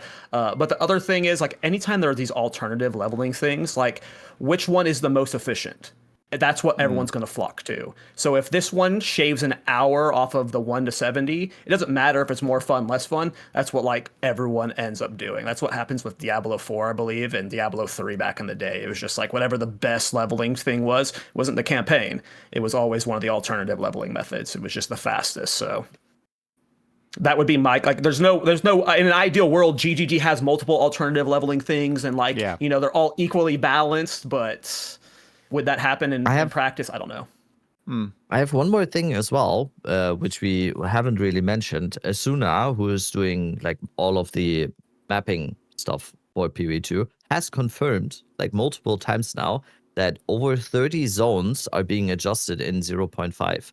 And I think that is a huge part of why campaign does feel like a slog sometimes. And I like even saying what I'm saying just now, I fully understand the arguments being made about campaign feeling like a slug sometimes. I don't even think, and I don't even think Cal is not saying that.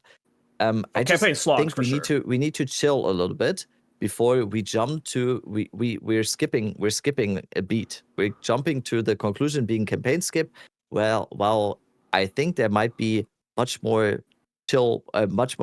good options. And if there's a lot of zones being reworked, I think that's already going to be like a big plus. If they make sure that some of the let's say you're going into Act 3 and the Drowned City isn't as bad as it is now, and you shave off like 10 to 15 minutes just off this one map alone, that's already going to feel so much better if that happens to a lot of zones. So I think we just chill. We wait a little bit. There is reworks coming in 0.5. It was confirmed, like in the campaign codex Discord, everything. So yeah, that's... Delete waterways. You heard it here first. Delete waterways. Just get rid of it. If all acts are out, and it's even worse or even as bad as it is now, with some of the zones feeling this slow and this bad, I'm down to discuss it again. Like, for sure. Yeah, I think that needs to happen first, though. We don't have Act 5 and 6 yet. It's supposed to be 6 acts total, right? Wait, they've confirmed 5 and 6 is the finale. Yeah, and Act 6 is supposed to be like half the size of the other acts. Interesting. So it's like a finale act. Yeah, like a constant race of action. We got the confirmation right now in chat, just so you know. I didn't even know they were here. So yeah, Suna's been lurking. Yeah. I can't say what area specifically, but it's many. All of Act 3. I'm not saying like there's like a... Okay, wait, that's... I rest my case.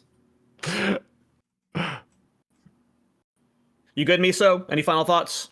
Oh, I mean, like that. I don't really have any strong opinions about it because personally, it's not a problem that affects me. So whatever happens, hey, I don't really care. But I just wanted to throw it out there as a debate topic because I do think it is interesting, and I think a lot of people are on like very different sides of the coin. Clearly, yeah. Cool. All right, Try. So you proposed this topic. I want you to kind of set the premise of it, because yeah, crap. Go for it, man. What was the topic? I don't have the show notes up right now. Did PoE 2 change too fast in 0.1? Yeah. So I want everybody to go back to the early days of Path of Exile 2. We all played 0.1. I kind of had this thought after I played the normal difficulty of Diablo 2, and then PoE 1, blasting it. Sorry, cut. Sorry. That's the furthest you've gotten in Diablo 2. You've never finished Hell. No, because I never played it when I was a kid. I was playing through it really casually. Like, it took me like 9 hours to do normal. And then the PoE 1 season came out, so I started playing PoE 1. And now I'm playing North to the Wicked. But I will go through and I will beat Nightmare and Hell, or I'll try to. Apparently, they're ridiculously tough. So Nightmare is the easiest. Nightmare is the easiest. Oh, because it's like a victory lap, like kind of like interludes or whatever in PoE 2. Yeah, it's like okay. And then Hell Nightmare is like Nightmare is by far the easiest. Hell can get tricky. Not this season though, because of Warlock. If you just play any of the 2 Warlock builds, that was the other thing. Fine. I feel like I should go back and play an OG class, but I wasn't looking up any builds for Warlock. Obviously, very strong. You can basically just cobble something together and make it work. But I originally played a Druid, and I went Maul, and I got hard stuck. That was the character I wanted to restart. Yeah, so I feel like I should play. I've been told that Amazon has a lot of viable stuff, or Paladin. So like I should go Paladin or Amazon. That's one of the OG classes, and try to go all the way through on that. And that has like a really good. Amazon is pretty tough in Hell, but Amazon's tough. Okay. Yeah. All right. So okay. Sorry. I will. Sorry. Derail. Anyway, no. So went back. I played PoE 1 after obviously playing a lot of 0.4. Was kind of reflecting recently back to the first couple days of 0.1 with Path of Exile 2. And I remember there was a lot of change that occurred based on immediate player feedback. Particularly, the example I used in my recent discussion about it was like loot. Like I remember in Act 1, Act 2, like I was at the end of Act 1. I don't think I had any rings. I had like an amulet. I think I had one rare item when I was fighting Geonor in 0.1. And I really liked that, like, experience of not being fully geared out in rares. It was kind of like a trudge through. It felt a lot like Diablo 2 in normal, right? Because in Diablo 2, I think I had 1 rare drop or 4 rares drop, 1 that I could actually use. I had like no rings. I had an amulet. Like it was kind of the same sort of thing. It was very interesting, and I liked that gearing process. Obviously, with Path of Exile 2, a lot of people were like, no rares are dropping from bosses. Like characters are so weak, monsters are too strong. I'm getting surrounded by monsters. This is bad, bad, bad. And GGG made a lot of rapid fire changes in response to that fundamentally changed the game. Very quickly after that, you'd kill a boss in Act 1, Act 2, a rare items just explode. There's multiple rare items. Now you're showered in rare items. They're not rare anymore. Like I experienced in Diablo 2, they were actually rare. And I don't know, it got me thinking, like, they've got these 2 ARPGs. PoE 1 is full into the loot bomb fantasy, that kind of like Miso was talking about, where you're chasing currency, you're chasing loot. If you don't have a filter on to like uber strict by like level 75, there's items all over your screen. You're seeing more item tags than monsters and everything. That's awesome. Lean into that for Path of Exile 1. I enjoyed it for 2 weeks a lot. With Path of Exile 2, I think they were obviously trying to go for something a little bit more old school, a little less blasty, a little less loot bursting on your screens, all this stuff. But they quickly made all the changes very fast because a lot of people, especially people who really liked Path of Exile 1, were very loud with feedback and grinding your games. Immediately made changes. Like the first week I went back. That's when they implemented a lot of these huge changes. And I feel like maybe they pulled the trigger too fast. And I feel like they should have kind of let it kind of evolve over time. Maybe give it a couple more weeks, kind of see how people responded, change their approaches, kind of saw, okay, so this isn't Path of Exile 1, this is Path of Exile 2, it's different. Maybe this is why they split it out from Path of Exile 1 and didn't, have the same game, right? I don't know. What do you guys think about that? Do you think I'm crazy? Because I've been talking about this to some people, and they're like, you're taking crazy pills. But I'm like, they have 2 separate teams now. They have 2 games that are converging instead of diverging. What's going on here? Like, I don't think that's the best approach. So, what do you guys think? I think you're on crazy pills. I think, I personally feel like they don't patch the game near enough. Like I'm constantly the one on this podcast, like, we need more updates. They need to be changing this game more. It is in early access. There's like clear, obvious things that should be changed. In regards to what you're saying, I would have to go back and look at those week 1 changes specifically. But like when I think of the state of loot, I think that the state of ground loot is actually trash. Like most of the rares you're getting in the campaign isn't good. And that could be changed by, more patches. Right. And to clarify my take here, I don't mean the frequency of patches is too much. I mean, they moved away from their original concept of the game, being like, I guess if we want to say like more old school, less like PoE 1 and more like a new evolution of the game where it's not the loot bombs constantly, too fast, essentially, like with those loot changes. And with like the monster changes in 0.2, where a lot of bosses got weaker, a lot of monsters were weakened as well. Like their abilities were slowed down. So everything, like in PoE 1, I feel like you're zooming by the time you get Leap Slam. Like Leap Slam, Frostblink, you're just zooming, blowing up everything. I feel like you kind of get that feel in PoE 2 already. And we are 1 year of patches into the game, not 14. And I feel like the power creep is already crazy, and I just thought it was going to be a little slower, right? That's what I kind of mean. I get what you're saying. Like you want them to patch it constantly and be changing the game. I'm talking about something different.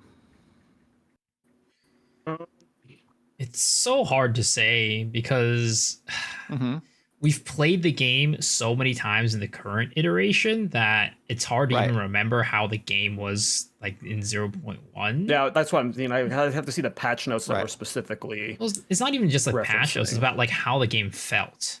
Like how the game felt to play before they had this. Because like on one hand, we always say like we need more resources to craft. We need more like regals. We need more stuff to be able to like, craft during the campaign. Because it feels like, you're better just off saving your orbs for the end game and just trade them. Right. And on the other hand, and in 0.1, like people were saying, like you probably got like 1 exalt in the entire campaign. So it's like you basically weren't crafting. And that was kind of their vision too, right? They talked about like, hey, you're going to be crafting constantly as you're going through the game. You're going to be throwing these orbs onto your thing. So like on that aspect, I do think that it's closer to their vision about how they want the campaign to be played, that you're constantly just like picking up loot on the ground, throwing orbs onto it. On the other hand, it's with the loot explosion stuff. And I don't necessarily think that there is that in campaign, but it is true that we are getting a lot more rares and stuff in the campaign. And I do feel like the campaign has gotten easier over time. I don't know if that's because I've gone through it so many times that I just know all these fights on the back of my hand. I think it's both. It's both. Like, because they, like, for example, like Geonor. Obviously, we've gotten better.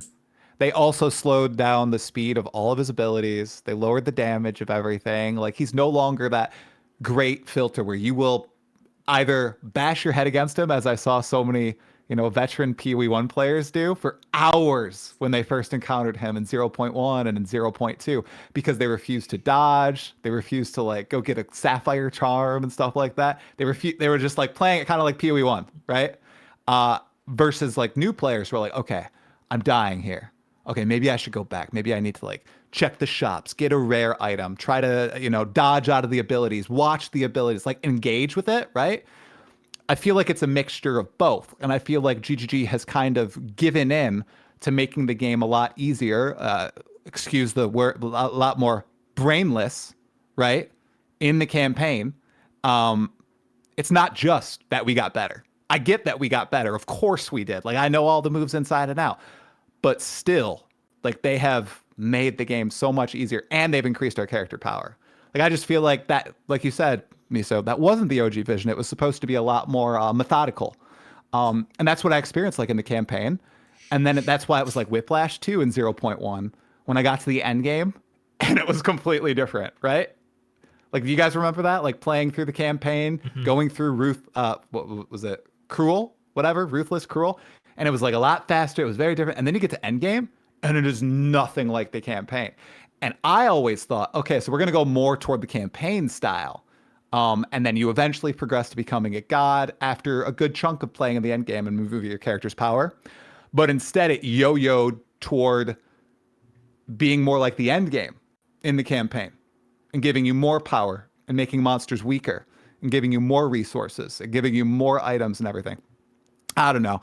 I just feel like it's very similar to PoE 1, and in a year's time from now, like when you give all this player power to people, especially a community as vocal as this one, you can't take it away. You can't take it away. It's like not going to change.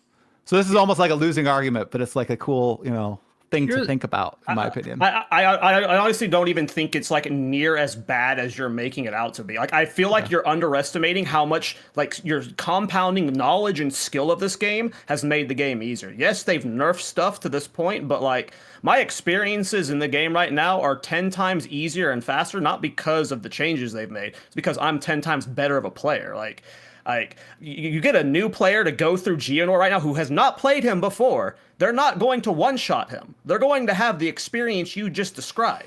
They're going to die to him. If they're not following a build guide, they might. They might have a full set of. Sure, but if you're playing a mace skill, like, are you playing something like if you're just blind going into this game, you're not going to one-shot him. You might have a full set of rare items, tons of like cold because you got like 4 or 5 mod items. Any decent mace, you're not describing auto a attack new player experience, but you're not describing it in like the first time playthrough. You went into Geonor on your first time with tons of cold resist. No, because I didn't have access to rare items. What I'm saying is you are showered in currency. You are showered in rare items. You have the shops that you're pushed to now. They have rare items very explicitly in them. You have the gambling system, which is very much available. You have buffs across the board. New players aren't shopping, man. Like your first time playthrough, people aren't going and gambling.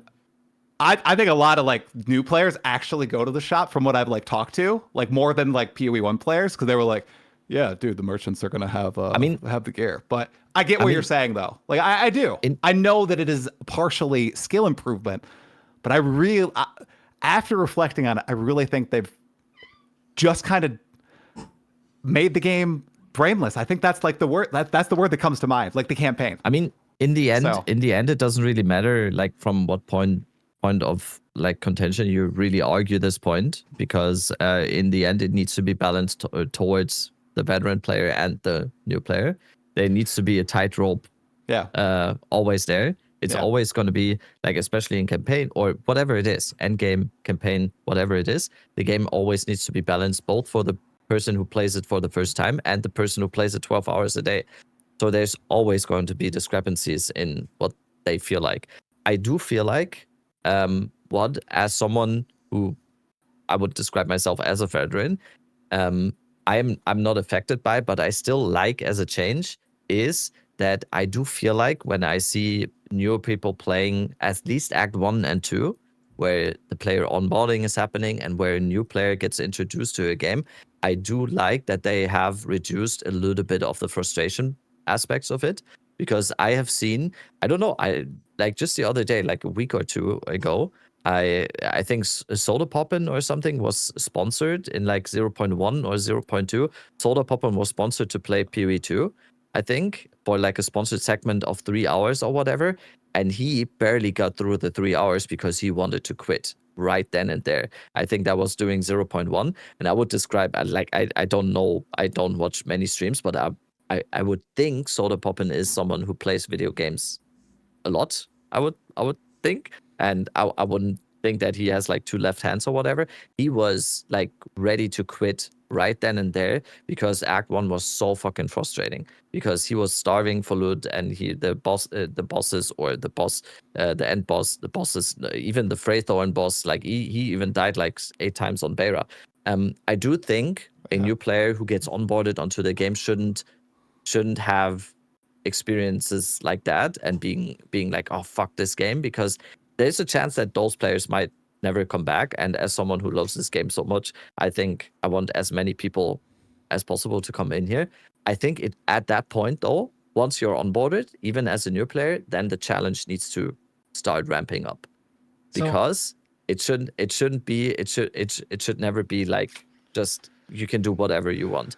At least from my perspective, there needs to be a challenge to have someone like me feel engaged in the game. That's at least how I feel about a game. A game needs at least needs to be engaging at some point. If I then in endgame choose to do a lazy playstyle and do this brain off farming, that's good. But up until that point, I want to be engaged. Miso, yes. Yeah, so I have 2 things on my mind. First off, the first thing in my mind is that with the loot drops, it's very interesting because loot is so powerful in Path of Exile 2 compared to Path of Exile 1. And you getting a really powerful piece of gear can just make, that entire act and maybe another act pretty much, completely easy, right? It's completely trivial. So in essence, the variance of experience for the player is a little more consistent now compared to before. Because if you were that player that got that super, super good drop, you were cruising through. But the likelihood of you being that player and being the player that gets nothing is just, in terms of variance, much higher. Like, it's much easier to be that player that doesn't get anything versus like the guy who gets something. So it's like less people are able to experience that, like, hey, this feels really good, right? So in that sense, it's good to have more roles of the slot machine to be able to get a more consistent experience across players. But on the other hand, I just keep thinking about this thing where it's like, oh, Soda Poppin was like, drop the game because it was so frustrating, right? But like people playing Dark Souls, which this game was supposed to be more Souls-like, right? They run into Margit really early into the game. And I remember playing Dark Souls and I slammed my head against Margit for maybe like 4 hours before I killed her because I didn't want to go and like level up and like grind for more gear. And that was fun. So it's like, at what point, like, how is a game like Dark Souls able to exist and like Elden Ring or something like that, right? Able to exist. Sorry, not Dark Souls, Souls-like. Elden Ring able to exist and have such a hardcore fan, like such a huge audience base that does have so many of these situations that like you're like, oh my god, I just keep dying over and over and over and over again without having the player feel discouraged and leaving the game. I've always hated the comparison between PoE 2 and Souls-likes. Like, I think, like, you can't even compare the genres. Like, PoE 2, no matter how hard the bosses get, like, the ultimate goal of PoE 2 is either you're an economy-based player or you're making a fun build. In Elden Ring and Souls-like games, like, that's not the whole game. The whole game is trying to overcome these bosses, and the build is kind of the side thing. So, like, they're almost complete. Like, I've always hated the comparison between PoE 2 and Souls-like. It has never felt like a Souls-like to me. Period. But I just want to finish, like, I just want to add one point to the loot explosion stuff. Like, Rabbit, I want to use him as a reference. He just did his first solo stuff on hardcore playthroughs, and on his first run, he was stuck with a wand from Act 1 all the way until Act 4. So, like, as abundance as loot is, it really isn't, like, shitting out rares that are, like, good all the time. And Rabbit is someone who was checking vendors and gambling for wands. New players aren't doing that. So, like, I agree with you that maybe, like, if the conversation is, did they nerf stuff too fast? Potentially, but is loot part of the problem? I honestly don't think the changes to loot were a negative at all. Because again, Rabbit is a sweat, and he literally just had, like, it was you use, like, Act 1 wand until Act 4, right? Like, I finished the whole campaign on a Act 1 wand. Yeah, you were gambling. Like, all your goals. That's a pretty specific thing. That's a pretty specific thing to wands, though, because I was playing.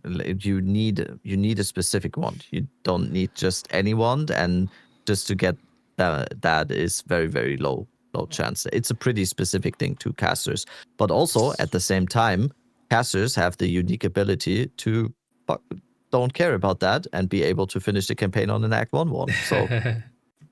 It would just make it so much easier if you just continuously find the upgrade right away. Right.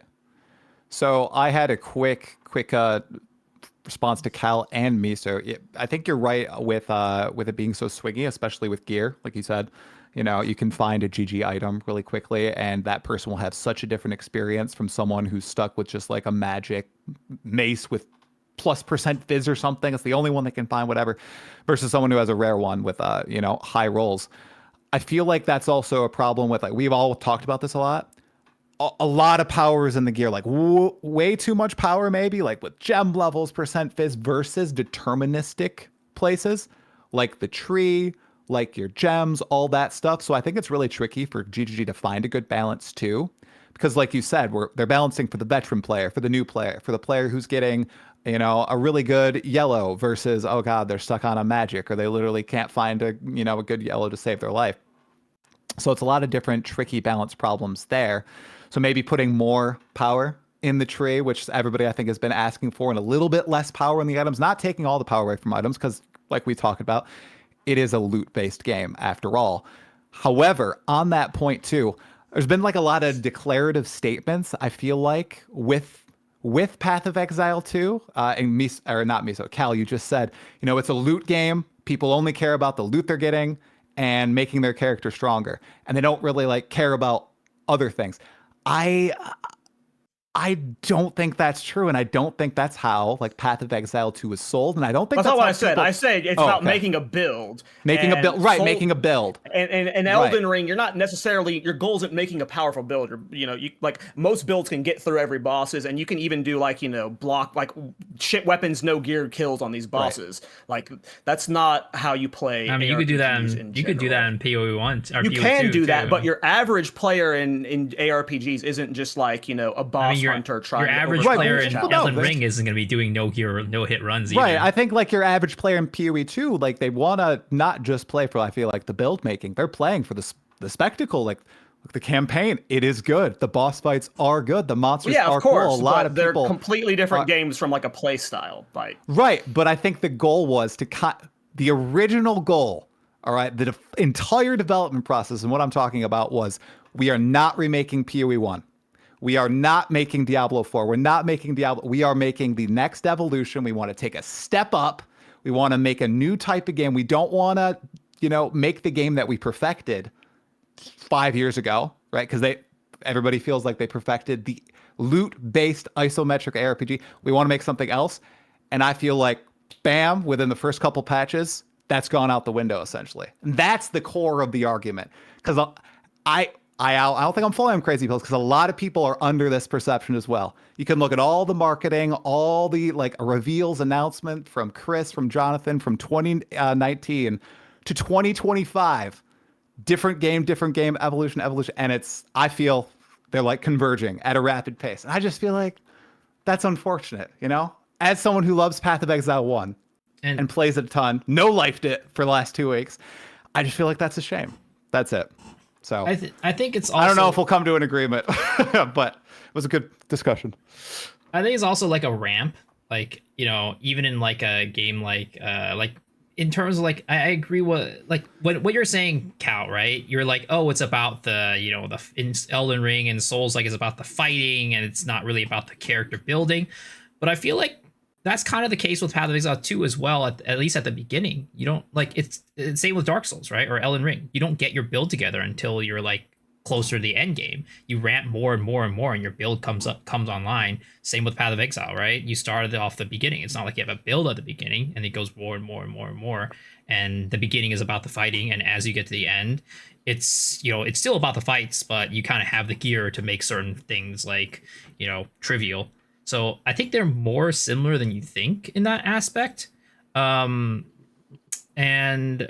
yeah, there's one more thing. I mean, I'm not saying there's no similarities between the genres, but people have saying that, like, what Tri just said, how like GGG set out on this game to make it different. It was supposed to be like, I don't think that was the case. I think they were trying to make PoE 1 better, and then they realized what they had was a new game, and then they made another ARPG. Like, I don't think GGG was trying to make the newest type of experimental game. They were trying to make another better ARPG. They, like, Path of Exile 2 was an ARPG always. Like, I completely disagree with the notion that like it was supposed to be this different thing, and now it's converging. I don't think I completely disagree. You can go to the Path of Exile 2 website right now. It says the next evolution of ARPG game.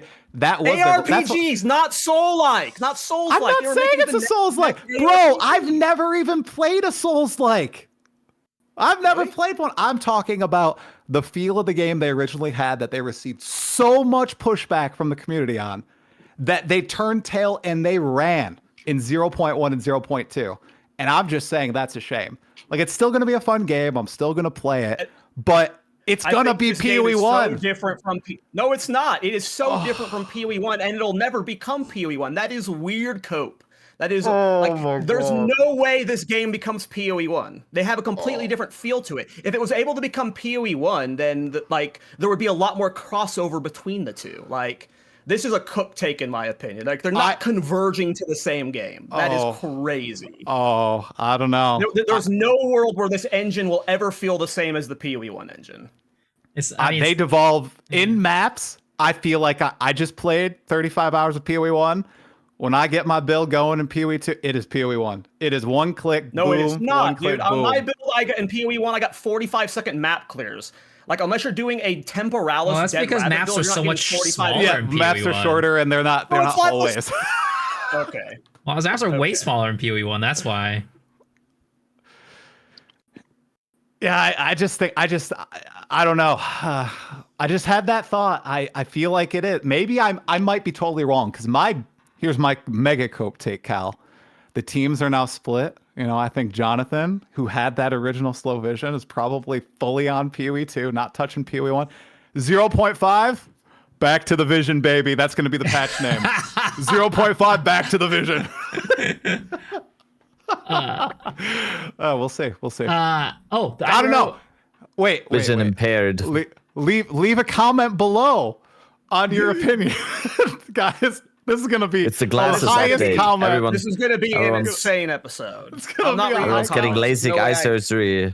There's no way I can read these comments. Oh my god. I'm gonna read those comments. Listen, no matter what you can say, I'm honest with myself. Okay? Ditto. I don't care what Geek Cubs. I don't care what Geek Cubs. I believe what I believe. One thing I did want to mention that I remembered earlier, before we leave this topic and potentially move on to something else, when you were talking about the weapons in the tree, right? Taking some, or like the gear in the tree, taking some power off the gear to the tree. Like, I don't know what the right answer to that is, but in my head, right, the vision for that is that overall, Jonathan has always gone on about like how they don't want the difference between somebody who has knowledge and somebody who doesn't have knowledge. Like their experience be that much different, right? The thing is, anybody can find a really good weapon. And it's pretty easy to tell what a good weapon is. You see weapon damage number go up, it's a good weapon, right? And you see armor number go up, it's a good armor. So it's like you can pretty easily tell when you have a good weapon versus when you don't have one. But it's if you don't have knowledge about like how to build your passive tree, then it gets really difficult. Because like in Path of Exile 1, if you don't know how to build your passive tree, it gets really hard to actually do the campaign compared to somebody who has like you said, right? You went with a build guide and then it was just a complete breeze. So it just ends up being, it's such a hard balance to draw. Like you said, right? You need to balance the weapon power and also the passive tree power for that reason. But I do think that the reason why they went with this design of like the weapons and the equipment being so powerful is that anybody can kind of be that powerful with or without knowledge. And that's why, in my opinion, why they did that. Yeah, that's interesting. Rabbit, I don't think you've said a word on this topic. What's up, man? It's 4 a.m. Yeah. I'm too tired for this. You know what's more important than money? Knowledge. I'm here in my garage with my Lambo. Oh wait, no. That's a deep. That's cut. A Ty Lopez meme for that's anyone a deep wondering. Cut. There we go. That's a super deep cut. I don't know. You have any thoughts, Zad? I have to say I am not too invested on this topic because I think it is just like the nature of what is going to happen. I'm always I think there is going to be like a little bit of a merging process happening, and I think we've talked about this before, and to call the two games like dissimilar is ridiculous. I think it is very clear that the games are very similar in nature. They both have very similar names as well. So I think both games can learn from each other. I think there's good stuff in both. I think they are going to be always aiming for another audience, though. I think PoE 1 has a very specific audience, a very good audience, and PoE 2, and the whole reason why PoE 2 is existing is because PoE 2 is supposed to target another audience. PoE 1, I think, will always be very niche, which doesn't mean that the game is bad in any sense of or ever. It's an amazing game, probably has the best league ever right now, or in a long, long time at least. I think PoE 2 is just, it's gonna be massive, and you have to have certain guardrails for a game to be of this magnitude and this size, and there's gotta be simplicity is a part of it. It's kind of going back to the discussion a little bit. Like, did PoE 2 change too much or too fast already? And I think both are kind of true at the same time. Cal is asking, or me and Cal were always on the podcast asking for more patches, more patches. It is being treated like a full release game. So I don't really care how fast the patches are coming at this point. I just want them to be good and always be in the right direction. I don't want there to be set step backs. It just needs to be forward all the time. And yeah, I'm kind of rambling right now. It's 4:10 a.m. Yeah, I maybe what do that you conversation guys went everywhere. In the so comments? It makes sense. Yeah, what do you guys think in the comments?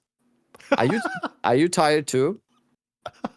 Post in the comments right now. What time is it for you right now?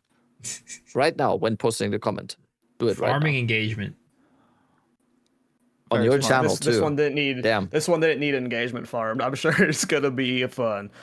We can skip build of the week. Rabbit's tired. 2 weeks of no build of the week. But we'll get it next week.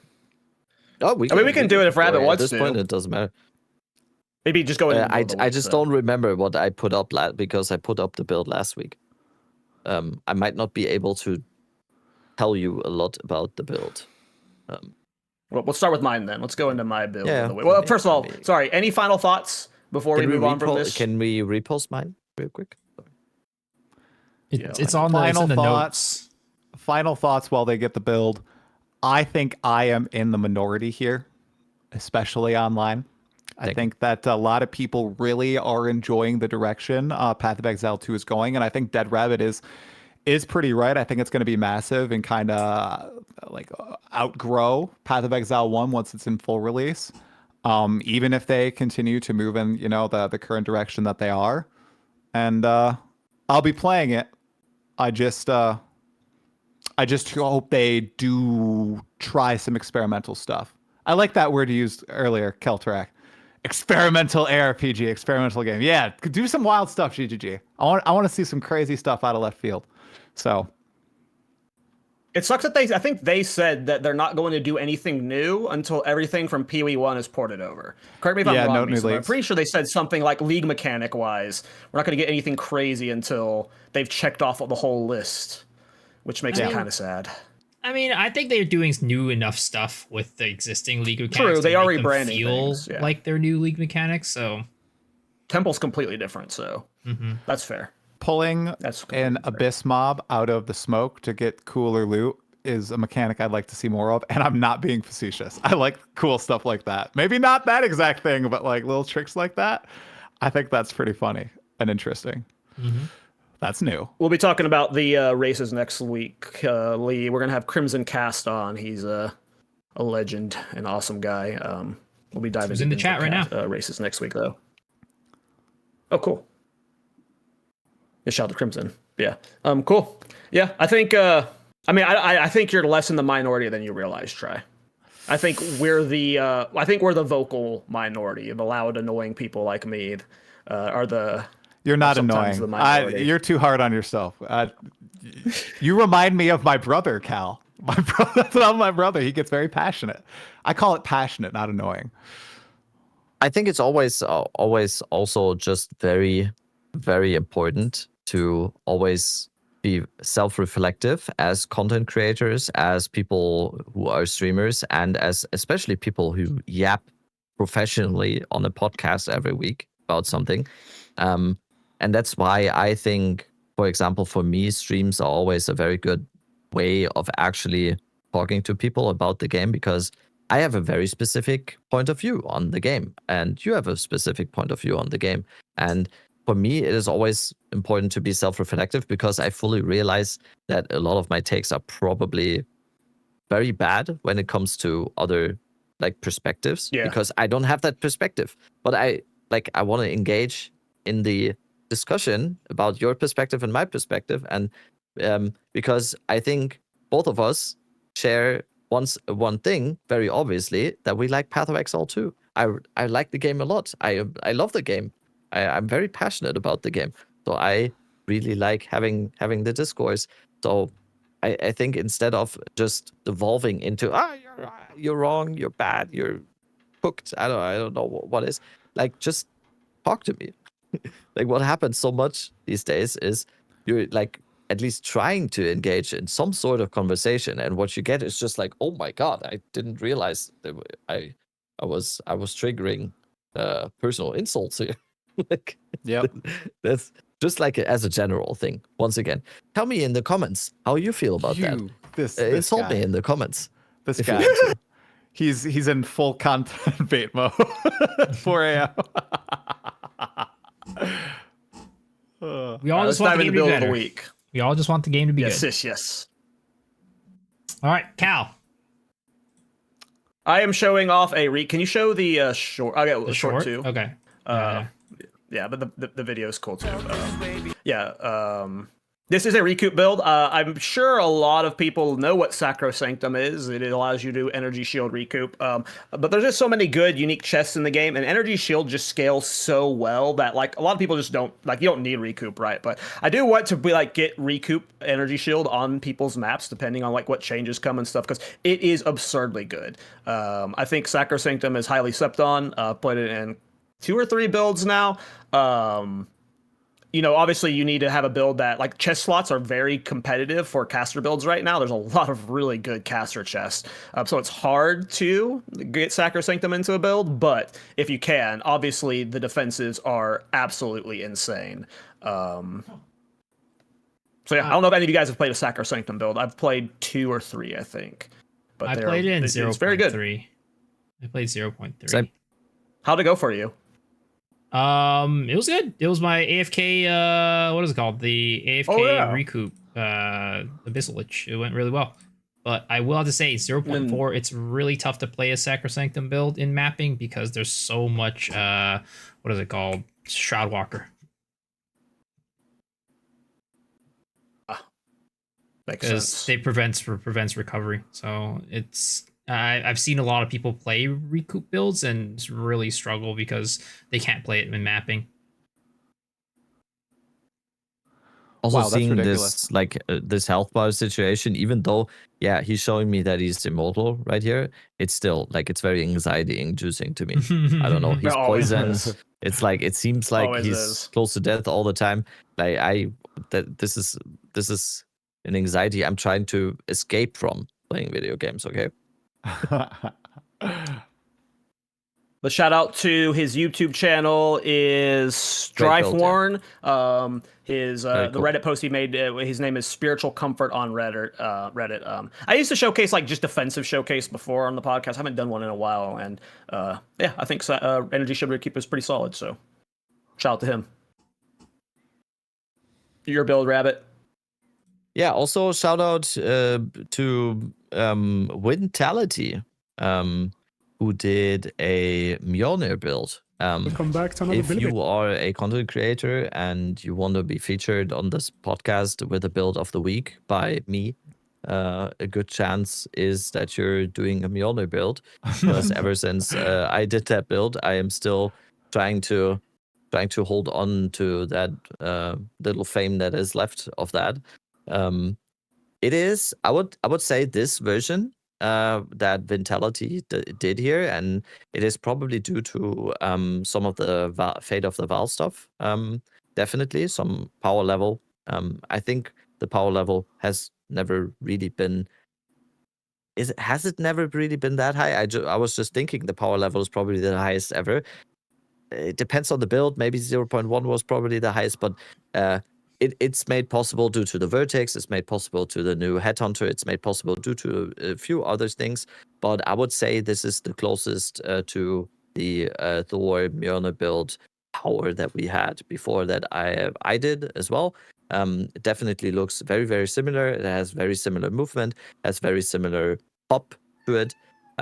It's very nice. Go watch the video if you want to know more. I am not in the best frame of mind to explain everything.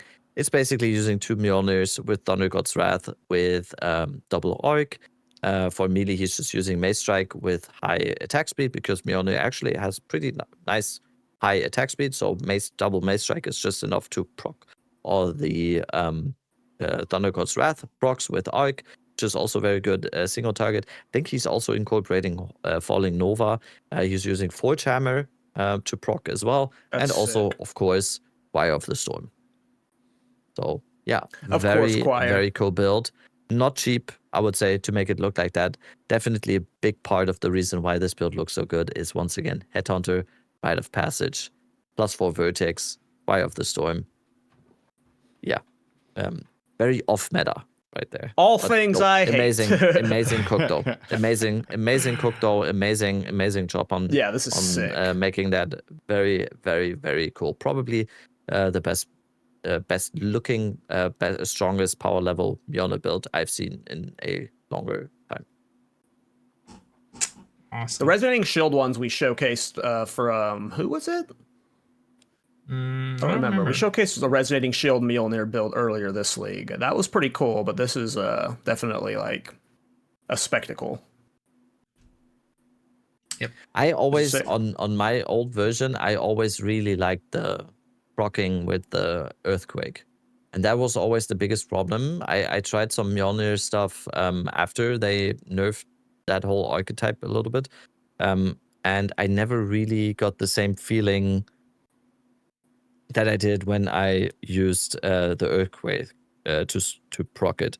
And he mostly procs it with Forge Hammer and Leap Slam, and I still don't really like that. I still think it needs to be a slam on the ground, and then you just... Also, we had the Warp on it as well, so it's like, yeah.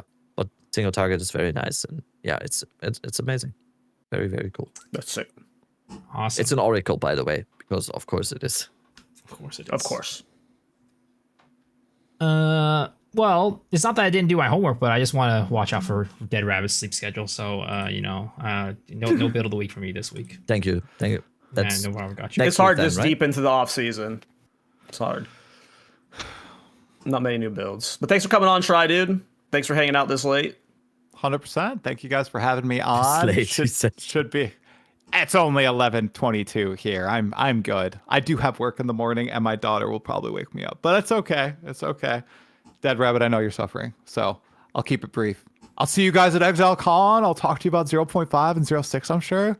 It'll be a good time. Yeah. Good time. We'll keep bringing you back every league. Our mid-league sure? update with the Talkative Try. I'm ready We'll for see. some more heated discussions, okay? We'll bring back the campaign debate every time. We'll be sure to save the juicy God. ones for you, the spicy ones. No more campaign debate, please. Please. Shout outs, where can people find you, Try? You can find me on my YouTube channel, youtube.com/talkativetry, or Twitch, twitch.tv/talkativetry. I've got a Giga collab video coming out tomorrow, and all three of you are in it. Yes, I've been waiting to drop it because it's time for the hype to begin. I'm going to kick off the hype train with the video, so I'm sure everybody will react to it. Hopefully they wait a day before reacting. I really hope. And hopefully people enjoy it. I had fun with the editing. So all you guys had great submissions. I don't even remember what I sent. It was a while ago. Wow. That was like You actually said how you thought that Path of Exile 2 was changing too fast. And how